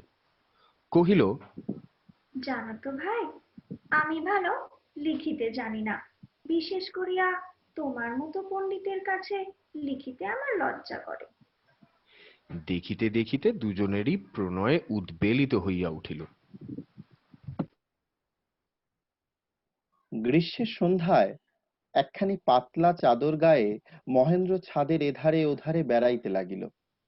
মনে বড় আশা ছিল, বিনোদিনীর সাথে তাহার নিয়মিত পড়াটা আজ ক্ষান্ত থাকিবে না।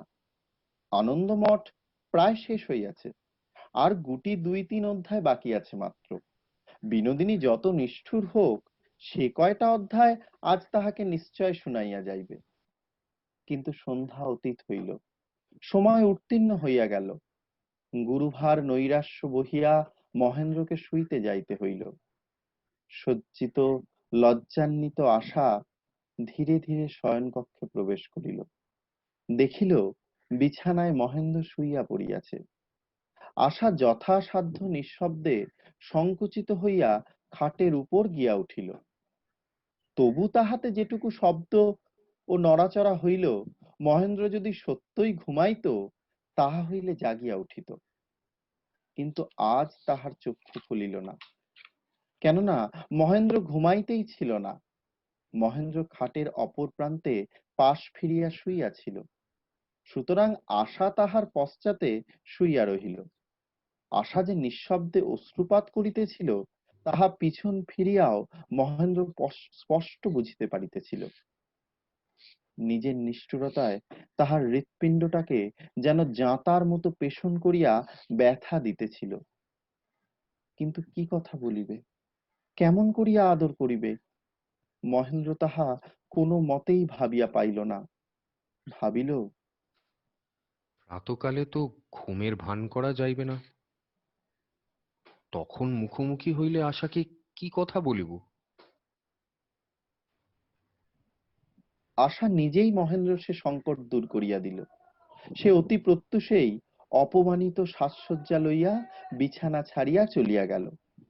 সেও মহেন্দ্রকে মুখ দেখাইতে পারিল না। আশা ভাবিতে লাগিল, এমন কেন হইল? আমি কি করিয়াছি? যে জায়গায় যথার্থ বিপদ, সে জায়গায় তাহার চোখ পড়িল না। বিনোদিনীকে যে মহেন্দ্র ভালোবাসিতে পারে, এ সম্ভাবনাও তার মনে উদয় হয় নাই।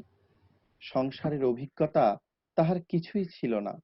তাছাড়া বিবাহের অনতিকাল পরে সে মহেন্দ্রকে যাহা বলিয়া নিশ্চয় জানিয়াছিল, মহেন্দ্র তাহা ছাড়া আর কিছুই হইতে পারে, ইহা তাহার কল্পনাতেও আসে নাই।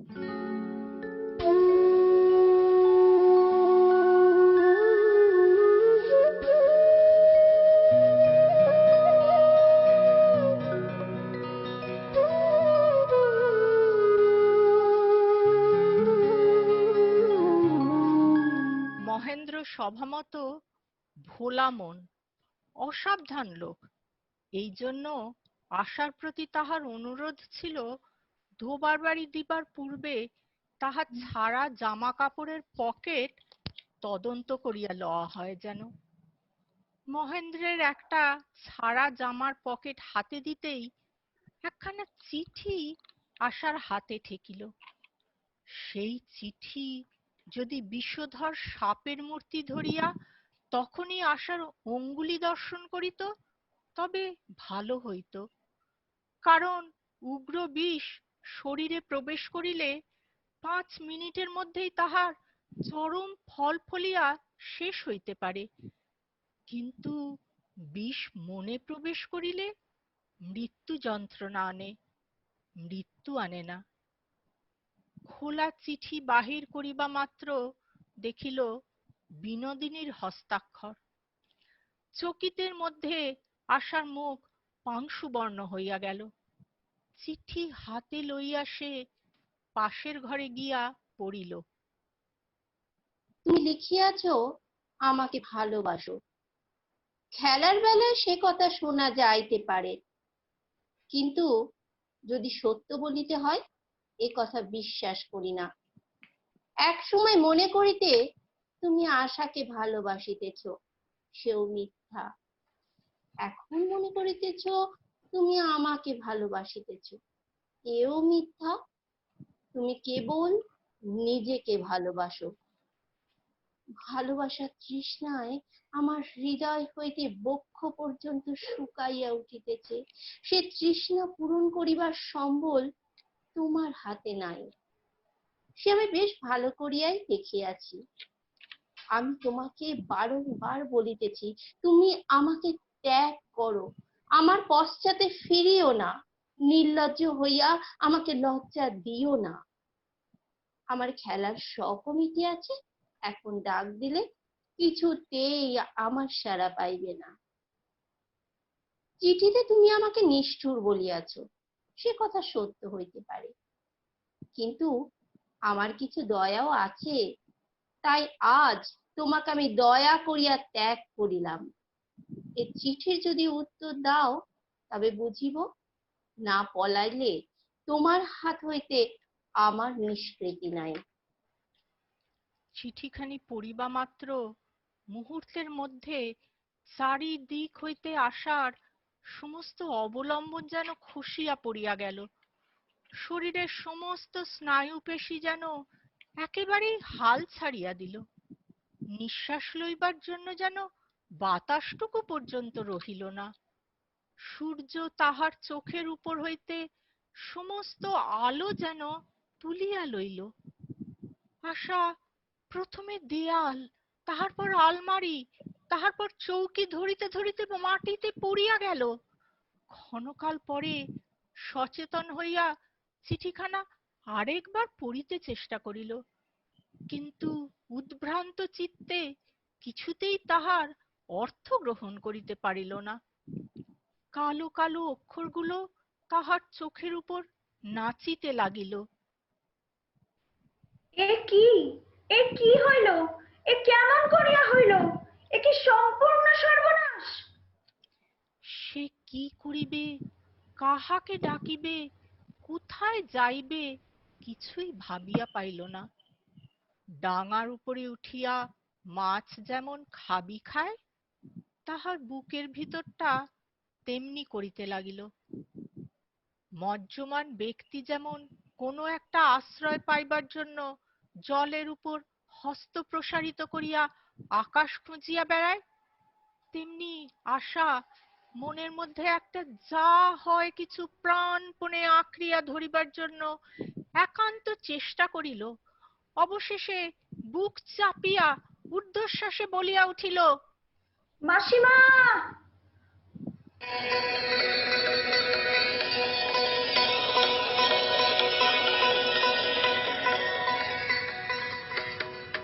অশান্তি আজ হানলো, কি দহন জ্বালা বিঁধল হৃদয় নিদয় বানে, বেদন খালা। অশান্তি আজ হানলো, বক্ষে জ্বালায় অগ্নিশিখা, চক্ষে কাঁপায় মরীচিকা। বক্ষে জ্বালায় অগ্নিশিখা, চক্ষে কাঁপায় মরীচিকা। করুণ সুতোয় গাঁথল কেমন করুণ মালা।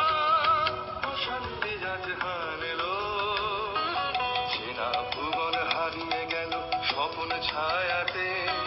ফাগুন দিনের পলাশ রঙের রঙিন মায়াতে।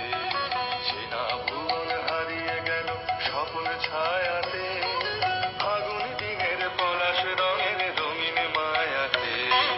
যাত্রা আমার নিরুদ্দেশা, পথ হারানোর লাগলো নেশা। যাত্রা আমার নিরুদ্দেশা, পথ হারানোর লাগলো নেশা। অচিন দেশে এবার আমার যাবার পালা।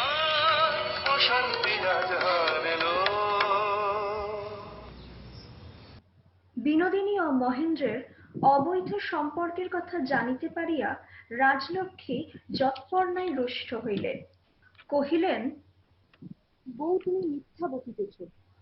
আমার আজ আর কোনো কথা ভালো লাগিতেছে না। আমার কিছু ভালো লাগিতেছে না পিসিমা। তোমার মনে আঘাত লাগিবে এই ভয় মিথ্যা কথা দিয়া তোমার ছেলের দোষ ঢাকিবার চেষ্টা করিয়াছি, কিন্তু এমন হইয়াছে যে আর ঢাকা পড়ে না। আমার ছেলের দোষ গুণ আমি জানি, কিন্তু তুমি যে কেমন মায়াবিনী তাহা আমি জানিতাম না। বিনোদিনী কি একটা বলিবার জন্য উদ্যত হইয়া নিজেকে সংবরণ করিল, কহিল, সে কথা ঠিক পিসিমা, কেহ কাহাকে জানে না, নিজের মনও কি সবাই জানে? তুমি কি কখনো তোমার বউয়ের উপর দেশ করিয়া এই মায়াবিনীকে দিয়া তোমার ছেলের মন ভুলাইতে চাও নাই? একবার ঠাউর করিয়া দেখো দেখি। পিসিমা, আমরা মায়াবিনীর জাত। আমার মধ্যে কি মায়া ছিল তাহা আমি ঠিক জানি নাই, তুমি জানিয়াছ। তোমার মধ্যেও কি মায়া ছিল তাহা তুমি ঠিক জানো নাই, আমি জানিয়াছি। কিন্তু মায়া ছিল, নহিলে এমন ঘটনা ঘটিত না।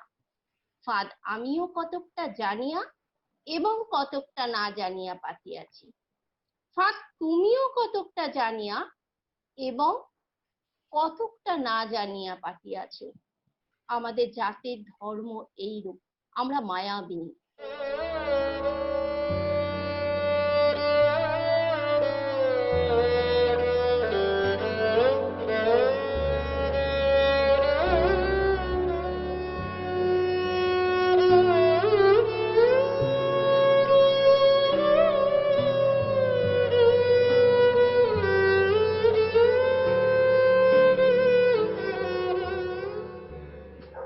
দিশাহারা বিনোদিনী এরপরে ছোটে বিহারীর নিকটে, ভালোবাসা ও আশ্রয় লাভের আশায়।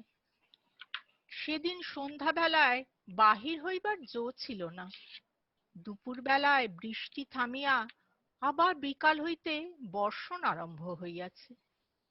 বিহারী তাহার দোতলার বড় ঘরে আলো জ্বালিয়া বসিয়া বসন্তকে লইয়া নিজের নূতন প্রণালীর খেলা করিতেছিল।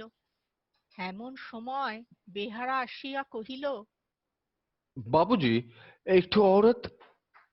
কথা শেষ করিতে না করিতে বিনোদিনী ঘরের মধ্যে আসিয়া প্রবেশ করিল। বিহারী আশ্চর্য হইয়া কহিল, এ কি কাণ্ড, বৌঠান! বাহিরের ঘটনা শুনিয়া তুমি ভিতরের কথা কিছুই বুঝিতে পারিবে না। সে খবর তো নূতন নয়, এবং এমন খবর নয় যাহা দ্বিতীয়বার শুনিতে ইচ্ছা করে। বারবার শুনাইবার ইচ্ছা আমারও নাই, সেজন্যই তোমার কাছে আসিয়াছি, আমাকে আশ্রয় দাও। ইচ্ছা তোমার নাই? এই বিপত্তি কে ঘটাইল? মহেন্দ্র যে পথে চলিয়াছিল সে পথ হইতে তাহাকে কে ভ্রষ্ট করিয়াছে? আমি করিয়াছি, তোমার কাছে লুকাইব না। এই সমস্তই আমার কাজ। আমি মন্দ হই যা হই, একবার আমার মতো হইয়া আমার অন্তরের কথা বুঝিবার চেষ্টা করো। আমার বুকের জ্বালা লইয়া আমি মহেন্দ্রের ঘর জ্বালাইয়াছি। একবার মনে হইয়াছিল আমি মহেন্দ্রকে ভালোবাসি, কিন্তু তাহা ভুল। ভালোবাসিলে কেহ এমন অগ্নিকাণ্ড করিতে পারে? ঠাকুরপো, এ তোমার শাস্ত্রের কথা, এখনো সব কথা শুনিবার মতি আমার হয় নাই। ঠাকুরপো, তোমার পুঁথি রাখিয়া একবার অন্তর্যামীর মতো আমার হৃদয়ের মধ্যে দৃষ্টিপাত করো। আমার ভালো মন্দ সব আজ আমি তোমার কাছে বলিতে চাই। পুঁথি সাথে খুলিয়া রাখি বৌঠান। হৃদয়কে হৃদয়ের নিয়মে বুঝিবার ভার অন্তর্যামীর ওপরেই থাক। আমরা পুঁথির বিধান মিলাইয়া না চলিলে শেষকালে যে ঠেকাইতে পারি না। শোনো ঠাকুরপো, আমি নির্লজ্জ হইয়া বলিতেছি, তুমি আমাকে ফিরাইতে পারিতে। মহেন্দ্র আমাকে ভালোবাসে বটে, কিন্তু সে নিরেট, অন্ধ, আমাকে কিছুই বোঝে না। একবার মনে হইয়াছিল তুমি আমাকে যেন বুঝিয়াছ, একবার তুমি আমাকে শ্রদ্ধা করিয়াছিলে। সত্য করিয়া বলো, সে কথা চাপা দিতে চেষ্টা করিও না। সত্যই বলিতেছি, আমি তোমাকে শ্রদ্ধা করিয়াছিলাম। ভুল করো নাই ঠাকুরপো, কিন্তু বুঝিলেই যদি, শ্রদ্ধা করিলেই যদি, তবে সেইখানেই থামিলে কেন? আমাকে ভালোবাসিতে তোমার কি বাধা ছিল? আমি আজ নির্লজ্জ হইয়া তোমার কাছে আসিয়াছি, এবং আমি আজ নির্লজ্জ হইয়া তোমাকে বলিতেছি, তুমিও আমাকে ভালোবাসিলে না কেন? আমার পোড়া কপাল, তুমিও কিনা আশার ভালোবাসায় মজিলে? আমি সত্যই বলিতেছি, তুমি যদি আশাকে ভালো না বাসিতে, তবে আমার দ্বারা আশারা যেমন সর্বনাশ হইত না। জীবন সর্বস্ব, জানি তুমি আমার চিরকালে নও, কিন্তু আজ এক মুহূর্তের জন্য আমাকে ভালোবাসো, তারপরে আমি আমাদের সেই বনে জঙ্গলে চলিয়া যাইব, কাহারও কাছে কিছুই চাইব না। মরণ পর্যন্ত মনে রাখিবার মতো আমাকে একটা কিছু দাও। বলিয়া বিনোদিনী চোখ বুজিয়া তাহার ওষ্ঠাধর বিহারীর কাছে অগ্রসর করিয়া দিল। মুহূর্তকালের জন্য দুইজনের নিশ্চল, এবং সমস্ত ঘর নিস্তব্ধ হইয়া রহিল। তাহার পর দীর্ঘ নিঃশ্বাস ফেলিয়া বিহারী ধীরে ধীরে বিনোদিনীর হাত ছাড়াইয়া লইয়া অন্য চৌকিতে গিয়া বসিল, এবং রুদ্ধপ্রায় কণ্ঠস্বর পরিষ্কার করিয়া লইয়া কহিল, আজ রাত্রি 1টার সময় একটা প্যাসেঞ্জার ট্রেন আছে। বিহারী এখন কি বিনোদিনীকে অন্য চোখে দেখতে শুরু করে? বিহারী একলা নিজেকে লইয়া অন্ধকার রাত্রে কখনো ধ্যান করিতে বসে না। সে পড়াশুনো, কাজকর্ম, বন্ধু বান্ধব, লোকজন লইয়াই থাকিত।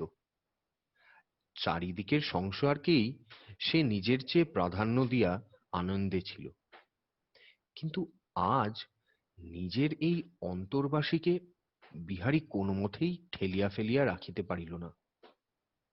কাল বিনোদিনীকে বিহারী দেশে পৌঁছাইয়া দিয়া আসিয়াছে। তাহার পর হইতে সে যে কোনো কাজে যে কোনো লোকের সঙ্গেই আছে, তাহার কুহাসাহী বেদনাতুর হৃদয় তাহাকে নিজের নিগুড় নির্জনতার দিকে অবিশ্রাম আকর্ষণ করিতেছে।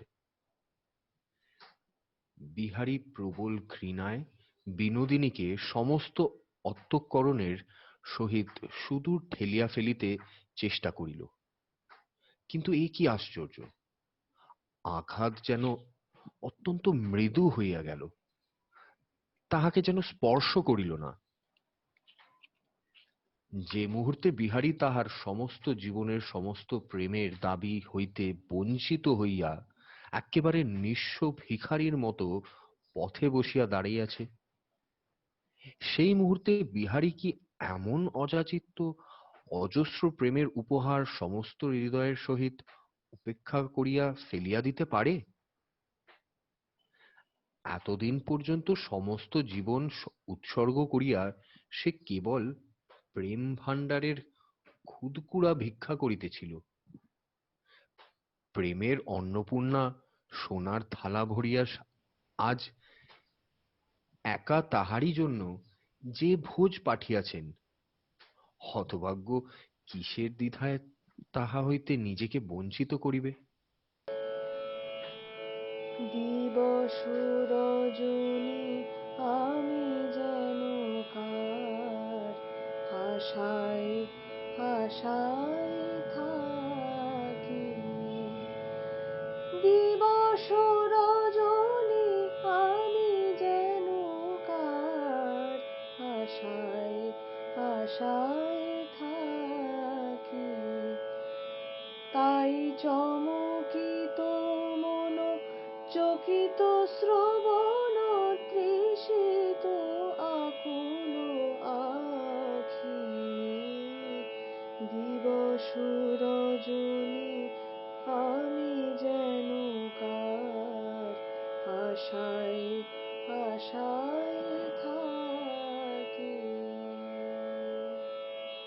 এদিকে বিনোদিনী তার গ্রামে গিয়ে পায় প্রতিবেশীদের অপবাদ ও দারিদ্র্য। সে বিহারীর পত্রের আশায় থাকে, কিন্তু সেখানে গিয়ে উপস্থিত হয় মহেন্দ্র। আত্মীয়দের তাড়নায় বিনোদিনী মহেন্দ্রের সাথে গ্রাম ছাড়িতে বাধ্য হয়। কলিকাতায় আসিল, কিন্তু সেখানেও শান্তি পাইল না।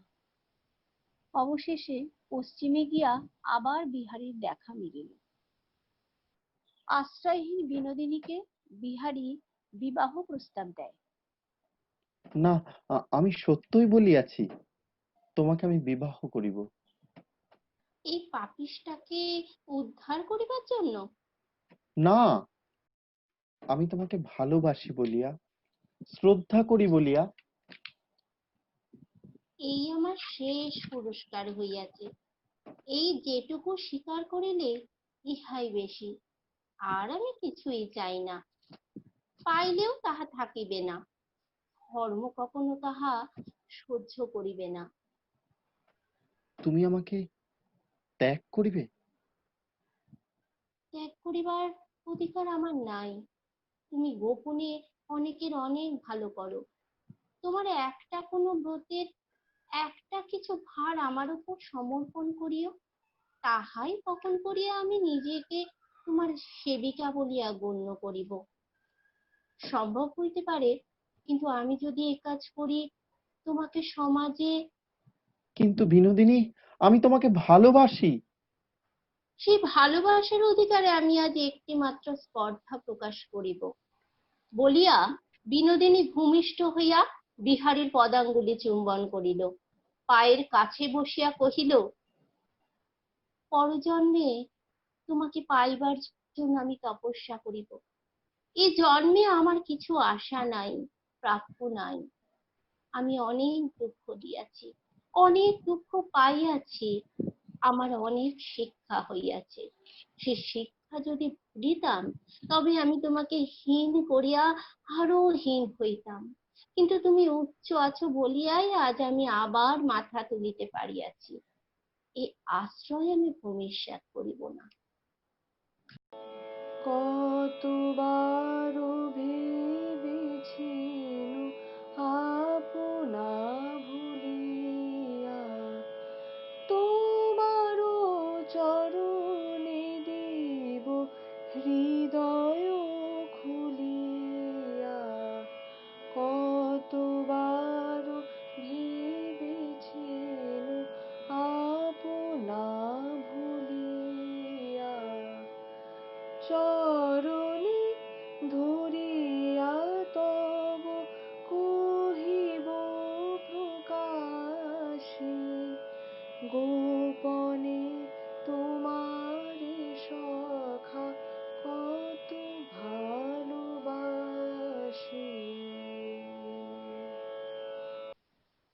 বিনোদিনী হাত জোর করিয়া কহিল, ভুল করিও না।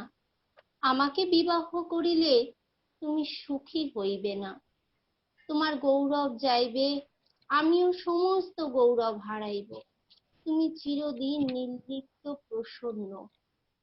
আজও তুমি তাই থেকো, আমি দূরে থাকিয়া তোমার কর্ম করি। তুমি প্রসন্ন হও, তুমি সুখী হও।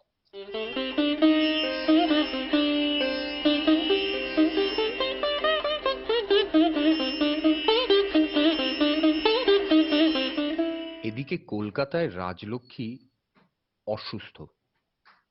আশা ও অন্নপূর্ণা তার সেবারত। অনেকদিন পর মাতার ঘরে মহেন্দ্র প্রবেশ করিয়া দেখিল ঘর অন্ধকার প্রায়। কেরোসিনের লণ্ঠন আড়াল করিয়া রাখা হইয়াছে। রাজলক্ষ্মী রোগীর ন্যায় বিছানায় শুইয়া আছেন এবং আশা পদতলে বসিয়া আস্তে আস্তে তাহার পায়ে হাত বুলাইয়া দিতেছে। মহেন্দ্র খাটে বসিলে রাজলক্ষ্মী মহেন্দ্রের পাশে স্থান নির্দেশ করিয়া আশাকে কহিলেন, বৌমা, এইখানে তুমি বসো। আজ আজ আমি একবার তোমাদের দুজনকে একত্রে বসাইয়া দেখিব, তাহা হইলে আমার সকল দুঃখ ঘুচিবে। বৌমা, আমার কাছে আর লজ্জা করিও না, আর মহিনের পরেও মনের মধ্যে কোনো অভিমান না রাখিয়া একবার এখানে বসো, আমার চোখ জুড়াও মা। তখন ঘুমটা মাথায় আশা লজ্জায় ধীরে ধীরে আসিয়া কম্পিত বক্ষে মহেন্দ্রের পাশে গিয়া বসিল। রাজলক্ষ্মী স্বহস্তে আশার ডান হাত তুলিয়া লইয়া মহেন্দ্রের ডান হাতে রাখিয়া চাপিয়া ধরিল, কহিলেন, আমার এই মাকে তোর হাতে দিয়া গেলাম মহিন, আমার এই কথাটি মনে রাখিস। তুই এমন লক্ষ্মী আর কোথাও পাবি নে। মেজবউ, এসো, ইহাদের একবার আশীর্বাদ করো, তোমার পুণ্যে ইহাদের মঙ্গল হোক। বিহারী, এসো বাবা, মহিনকে তুমি একবার ক্ষমা করো। বিহারী তখনই মহেন্দ্রের সম্মুখে আসিয়া দাঁড়াইতেই মহেন্দ্র উঠিয়া দৃঢ়বাহুর দ্বারা বিহারীকে বক্ষে টানিয়া কোলাকুলি করিল। রাজলক্ষ্মী কহিলেন, মহিন, আমি তোকে এই আশীর্বাদ করি, শিশুকাল হইতে বিহারী তোর যেমন বন্ধু ছিল, চিরকাল তেমনই বন্ধু থাক। ইহার চেয়ে তোর সৌভাগ্য আর কিছু হইতে পারে না। এই বলিয়া রাজলক্ষ্মী অত্যন্ত ক্লান্ত হইয়া নিস্তব্ধ হইলেন। বিহারী একটা উত্তেজক ওষুধ তাহার মুখের কাছে আনিয়া ধরিতেই রাজলক্ষ্মী হাত সরাইয়া দিয়া কহিলেন, আর ওষুধ না বাবা, এখন আমি ভগবানকে স্মরণ করি, তিনি আমাকে আমার সমস্ত সংসার দাহের শেষ ওষুধ দিবেন। মহিন, তোরা একটুখানি বিশ্রাম করবে। বৌমা, এইবার রান্না চড়াইয়া দাও। আশা আহার করিয়া পাখা লইয়া রাজলক্ষ্মীর শিয়রের কাছে বসিয়া উপক্রম করিলেন। তিনি চুপি চুপি তাহাকে কহিলেন, বৌমা, মহেন্দ্রের বিছানা ঠিক হইয়াছে কিনা দেখো গে, সে একলা আছে। আশা লজ্জায় মরিয়া গিয়া কোনো মতে ঘরে হইতে বাহিরে হইয়া গেল। ঘরে কেবল বিহারী এবং অন্নপূর্ণা রহিলেন। তখন রাজলক্ষ্মী কহিলেন, বিহারী, তোকে একটা কথা জিজ্ঞাসা করি, বিনোদিনীর কি হইল বলতে পারিস? সে এখন কোথায়? বিনোদিনী কলিকাতায় আছে। বিনোদিনীর জন্য তুমি আর কিছু মাত্র ভয় করিও না মা। সে আমাকে অনেক দুঃখ দিয়াছে বিহারী, তবু তাহাকে আমি মনে মনে ভালোবাসি। সেও তোমাকে মনে মনে ভালোবাসে মা। আমারও তাই বোধ হয় বিহারী। দোষ গুণ সকলেরই আছে, কিন্তু সে আমাকে ভালোবাসিত, তেমন সেবা কেহ ছল করিয়া করিতে পারিত না। তোমার সেবা করিবার জন্য সে ব্যাকুল হইয়া আছে। মহিনরা তো এখন শুইতে গেছে, রাত্রে তাহাকে একবার আনিলে কি ক্ষতি আছে? মা, সে তো এই বাড়িরই বাহিরের ঘরে লুকাইয়া বসিয়া আছে। তাহাকে আজ সমস্ত দিন জলবিন্দু পর্যন্ত মুখে দেওয়াইতে পারি নাই। সে পণ করিয়াছে, যতক্ষণ তুমি তাহাকে ডাকিয়া ডাকিয়া না মাপ করিবে ততক্ষণ সে জলস্পর্শ করিবে না। সমস্ত দিন উপবাস করিয়া আছে? আহা, তাহাকে ডাক ডাক। বিনোদিনী ধীরে ধীরে রাজলক্ষ্মীর ঘরে প্রবেশ করিতেই তিনি বলিয়া উঠিলেন, ছি ছি বউ, তুমি করিয়াছ কি? আজ সমস্ত দিন উপোস করিয়া আছো? যাও যাও, আগে খাইয়া লও, তাহার পরে কথা হইবে। আগে তুমি পাপিষ্টাকে মাপ করো পিসিমা, তবে আমি খাইব। মাফ করিয়াছি বাছা, মাফ করিয়াছি। আমার এখন কাহারও উপর আর রাগ নাই। বউ, তোমা হইতে কাহারও মন্দ না হোক, তুমি ভালো থাকো। আশার পক্ষে বিনোদিনীকে ক্ষমা করা খুবই কঠিন। অন্নপূর্ণা আশার মুখের দিকে একবার ভালো করিয়া চাহিয়া দেখিলেন। তাহার পরে শুনিতে না গিয়া আশাকে নিজের ঘরে লইয়া গেলেন। কহিলেন, চুনি, যদি সুখী হইতে চাস তবে সব কথা মনে রাখিস নে। অন্যকে দোষী করিয়া যেটুকু সুখ, দোষ মনে রাখিবার দুঃখ তাহার চেয়ে ঢের বেশি। এ কথা মনে রাখিস চুনি। তুই যদি না ভুলিস তবে অন্যকেও স্মরণ করাইয়া রাখিবি। তুই নিজের ইচ্ছায় না পারিস, আমি তোকে আজ্ঞা করিতেছি, তুই বিনোদিনীর সঙ্গে এমন ব্যবহার কর যেন সে কখনো তোর কোনো অনিষ্ট করে নাই, এবং তাহার দ্বারা তোর অনিষ্টের কোনো আশঙ্কা নাই। বাহিরে ভুল হানবে যখন, অন্তরে ভুল ভাঙবে কি? বাহিরে ভুল হানবে যখন, অন্তরে ভুল ভাঙবে কি? বিষাদ বিষে জ্বলে শেষে তোমার প্রসাদ মাংবে কি? বাহিরে ভুল হানবে যখন, অন্তরে ভুল ভাঙবে কি? বাহিরে ভুল হানবে যখন। অনুতপ্ত মহেন্দ্র আসিল অন্নপূর্ণার কাছে। মহেন্দ্র তাহাকে প্রণাম করিয়া কহিল, কাকিমা, আমি পাপিষ্ঠ। তোমাদের কাছে আসতে আমার লজ্জা করে। ছি ছি, ও কথা বলিস নে মহিন। ছেলে ধুলা লইয়াও মার কোলে আসিয়া বসে।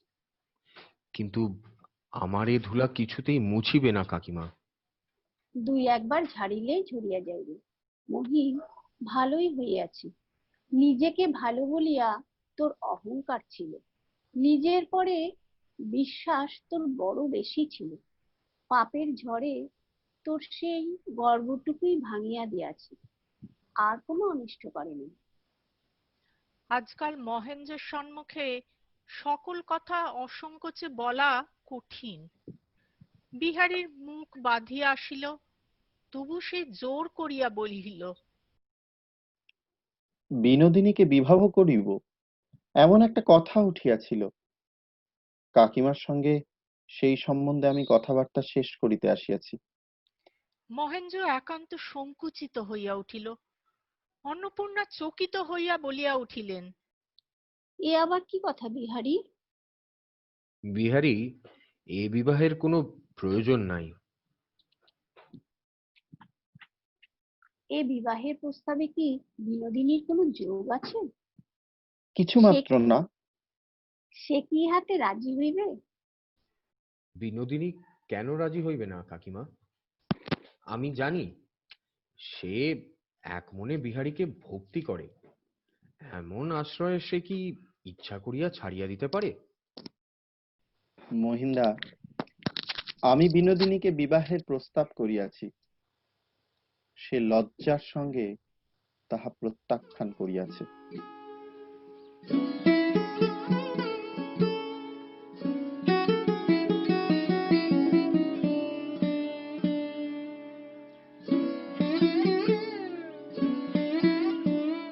রাজলক্ষ্মী মৃত্যুশয্যায় কহিলেন, কাঁদিস নে মহিন, লক্ষ্মী ঘরে রহিল।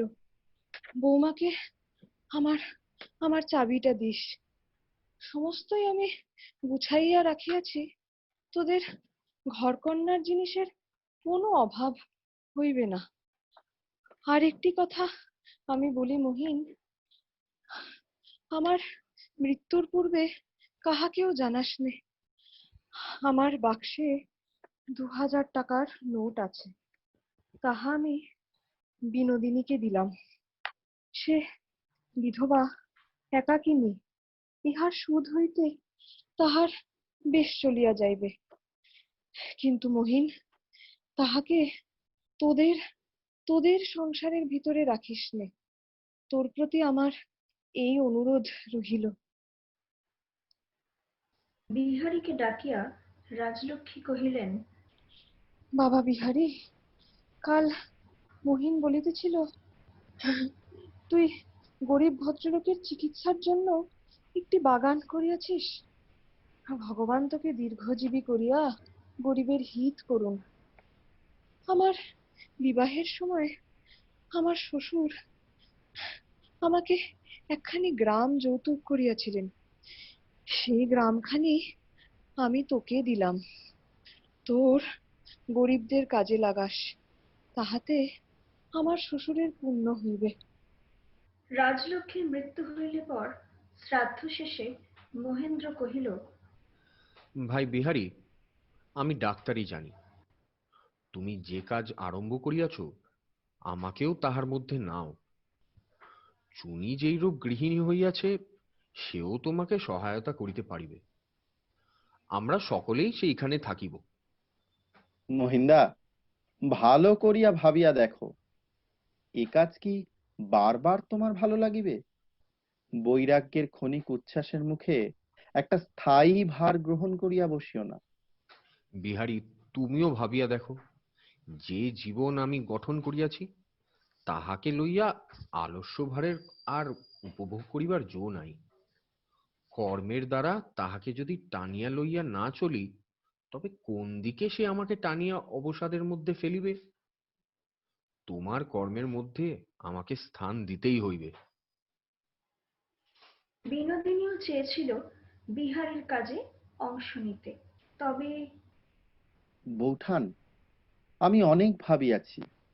নানান হাঙ্গামে আমাদের জীবনের জালে অনেক জট পড়িয়া গেছে। এখন নিভৃতে বসিয়া বসিয়া তাহারই এক একটি গ্রন্থি মোচন করিবার দিন আসিয়াছে। পূর্বে সমস্ত পরিষ্কার করিয়া লইতে হইবে। এখন হৃদয় যাহা চায়, তাহাকে আর প্রশ্রয় দিতে সাহস হয় না। এ পর্যন্ত যাহা কিছু ঘটিয়াছে, যাহা কিছু সহ্য করিয়াছি, তাহার সমস্ত আবর্তন, সমস্ত আন্দোলন শান্ত করিতে না পারিলে জীবনের সমাপ্তির জন্য প্রস্তুত হইতে পারিব না। যদি সমস্ত অতীতকাল অনুকূল হইত, তবে সংসারে একমাত্র তোমার দ্বারাই আমার জীবন সম্পূর্ণ হইতে পারিত। এখন তোমা হইতে আমাকে বঞ্চিত হইতেই হইবে। এখন আর সুখের জন্য চেষ্টা বৃথা। এখন কেবল আস্তে আস্তে সমস্ত ভাঙচুর সারিয়া লইতে হইবে। এই সময় অন্নপূর্ণা ঘরে ঢুকিতেই বিনোদিনী কহিল, আমাকে তোমার পায়ে স্থান দিতে হইবে। পাপিষ্ঠা বলিয়া আমাকে তুমি ঠেলিও না। মা, চলো, আমার সঙ্গেই চলো। অন্নপূর্ণা ও বিনোদিনী কাশীতে যাইবার দিন কোন সুযোগে বিহারী বিরলে বিনোদিনীর সহিত দেখা করিল। কহিল, বৌঠান, তোমার একটা কিছু স্মৃতি আমি আমার কাছে রাখিতে চাই। বিনোদিনী কহিল, আমার এমন কি আছে যাহা চিহ্নের মতো কাছে রাখিতে পারো? বিহারী লজ্জা ও সংকোচের সহিত কহিল, ইংরেজের একটা প্রথা আছে, প্রিয়জনের একগুচ্ছ চুল স্মরণের জন্য রাখিয়া দেয়। যদি তুমি ছি ছি, কি ঘৃণা! আমার চুল লইয়া কি করিবে? সে অশুচি মৃত বস্তু আমার এমন কিছুই নহে যাহা আমি তোমাকে দিতে পারি। আমি হতভাগিনী, তোমার কাজে থাকিতে পারিব না। আমি এমন একটা কিছু দিতে চাই যাহা আমার হইয়া তোমার কাজ করিবে। বলো, তুমি লইবে? লইব। তখন বিনোদিনী তাহার আঁচলের প্রান্ত খুলিয়া 1000 টাকার 2খানি নোট বিহারীর হাতে দিল। বিহারী সুগভীর আবেগের সহিত স্থির দৃষ্টিতে বিনোদিনীর মুখের দিকে চাহিয়া রহিল। খানিক বাদে বিহারী কহিল, আমি কি তোমাকে কিছু দিতে পারিব না? তোমার চিহ্ন আমার কাছে আছে, তাহা আমার অঙ্গের ভূষণ, তাহা কেহ কাড়িতে পারিবে না। আমার আর কিছু দরকার নাই। বলিয়া সে নিজের হাতের সেই কাটা দাগ দেখাইল। আশা ভাবিতেছিল, বিনোদিনী মহেন্দ্রকে ভালোবাসে? মহেন্দ্রকে ভালো না বাসিবেই বা কেন? বিনোদিনী মহেন্দ্রকে চিরদিনের জন্য ছাড়িয়া যাইতেছে। তাহার যে দুর্বিষহ দুঃখ, তাহা আশা অতি বড় শত্রুর জন্যও কামনা করিতে পারে না। মনে করিয়া তাহার চোখে জল আসিল। এককালে সে বিনোদিনীকে ভালোবাসিয়াছিল, সেই ভালোবাসা তাহাকে স্পর্শ করিল। সে ধীরে ধীরে বিনোদিনীর কাছে আসিয়া অত্যন্ত করুণার সঙ্গে, স্নেহের সঙ্গে, বিষাদের সঙ্গে মৃদু স্বরে কহিল, দিদি, তুমি চলিলে? বিনোদিনী আশার চিবুক ধরিয়া কহিল, হ্যাঁ বোন, আমার যাইবার সময় আসিয়াছে। একসময় তুমি আমাকে ভালোবাসিয়াছিলে, এখন সুখের দিনে সেই ভালোবাসার একটুখানি আমার জন্য রাখিও। ভাই, আর সব ভুলিয়া যেও। মহেন্দ্র আসিয়া প্রণাম করিয়া কহিল, বৌঠান, মাপ করিও। তাহার চোখের প্রান্তে 2 ফোঁটা অশ্রু গড়াইয়া পড়িল। তুমিও মাপ করিও ঠাকুরপো, ভগবান তোমার চির সুখী করুন। তবু মনে রেখো,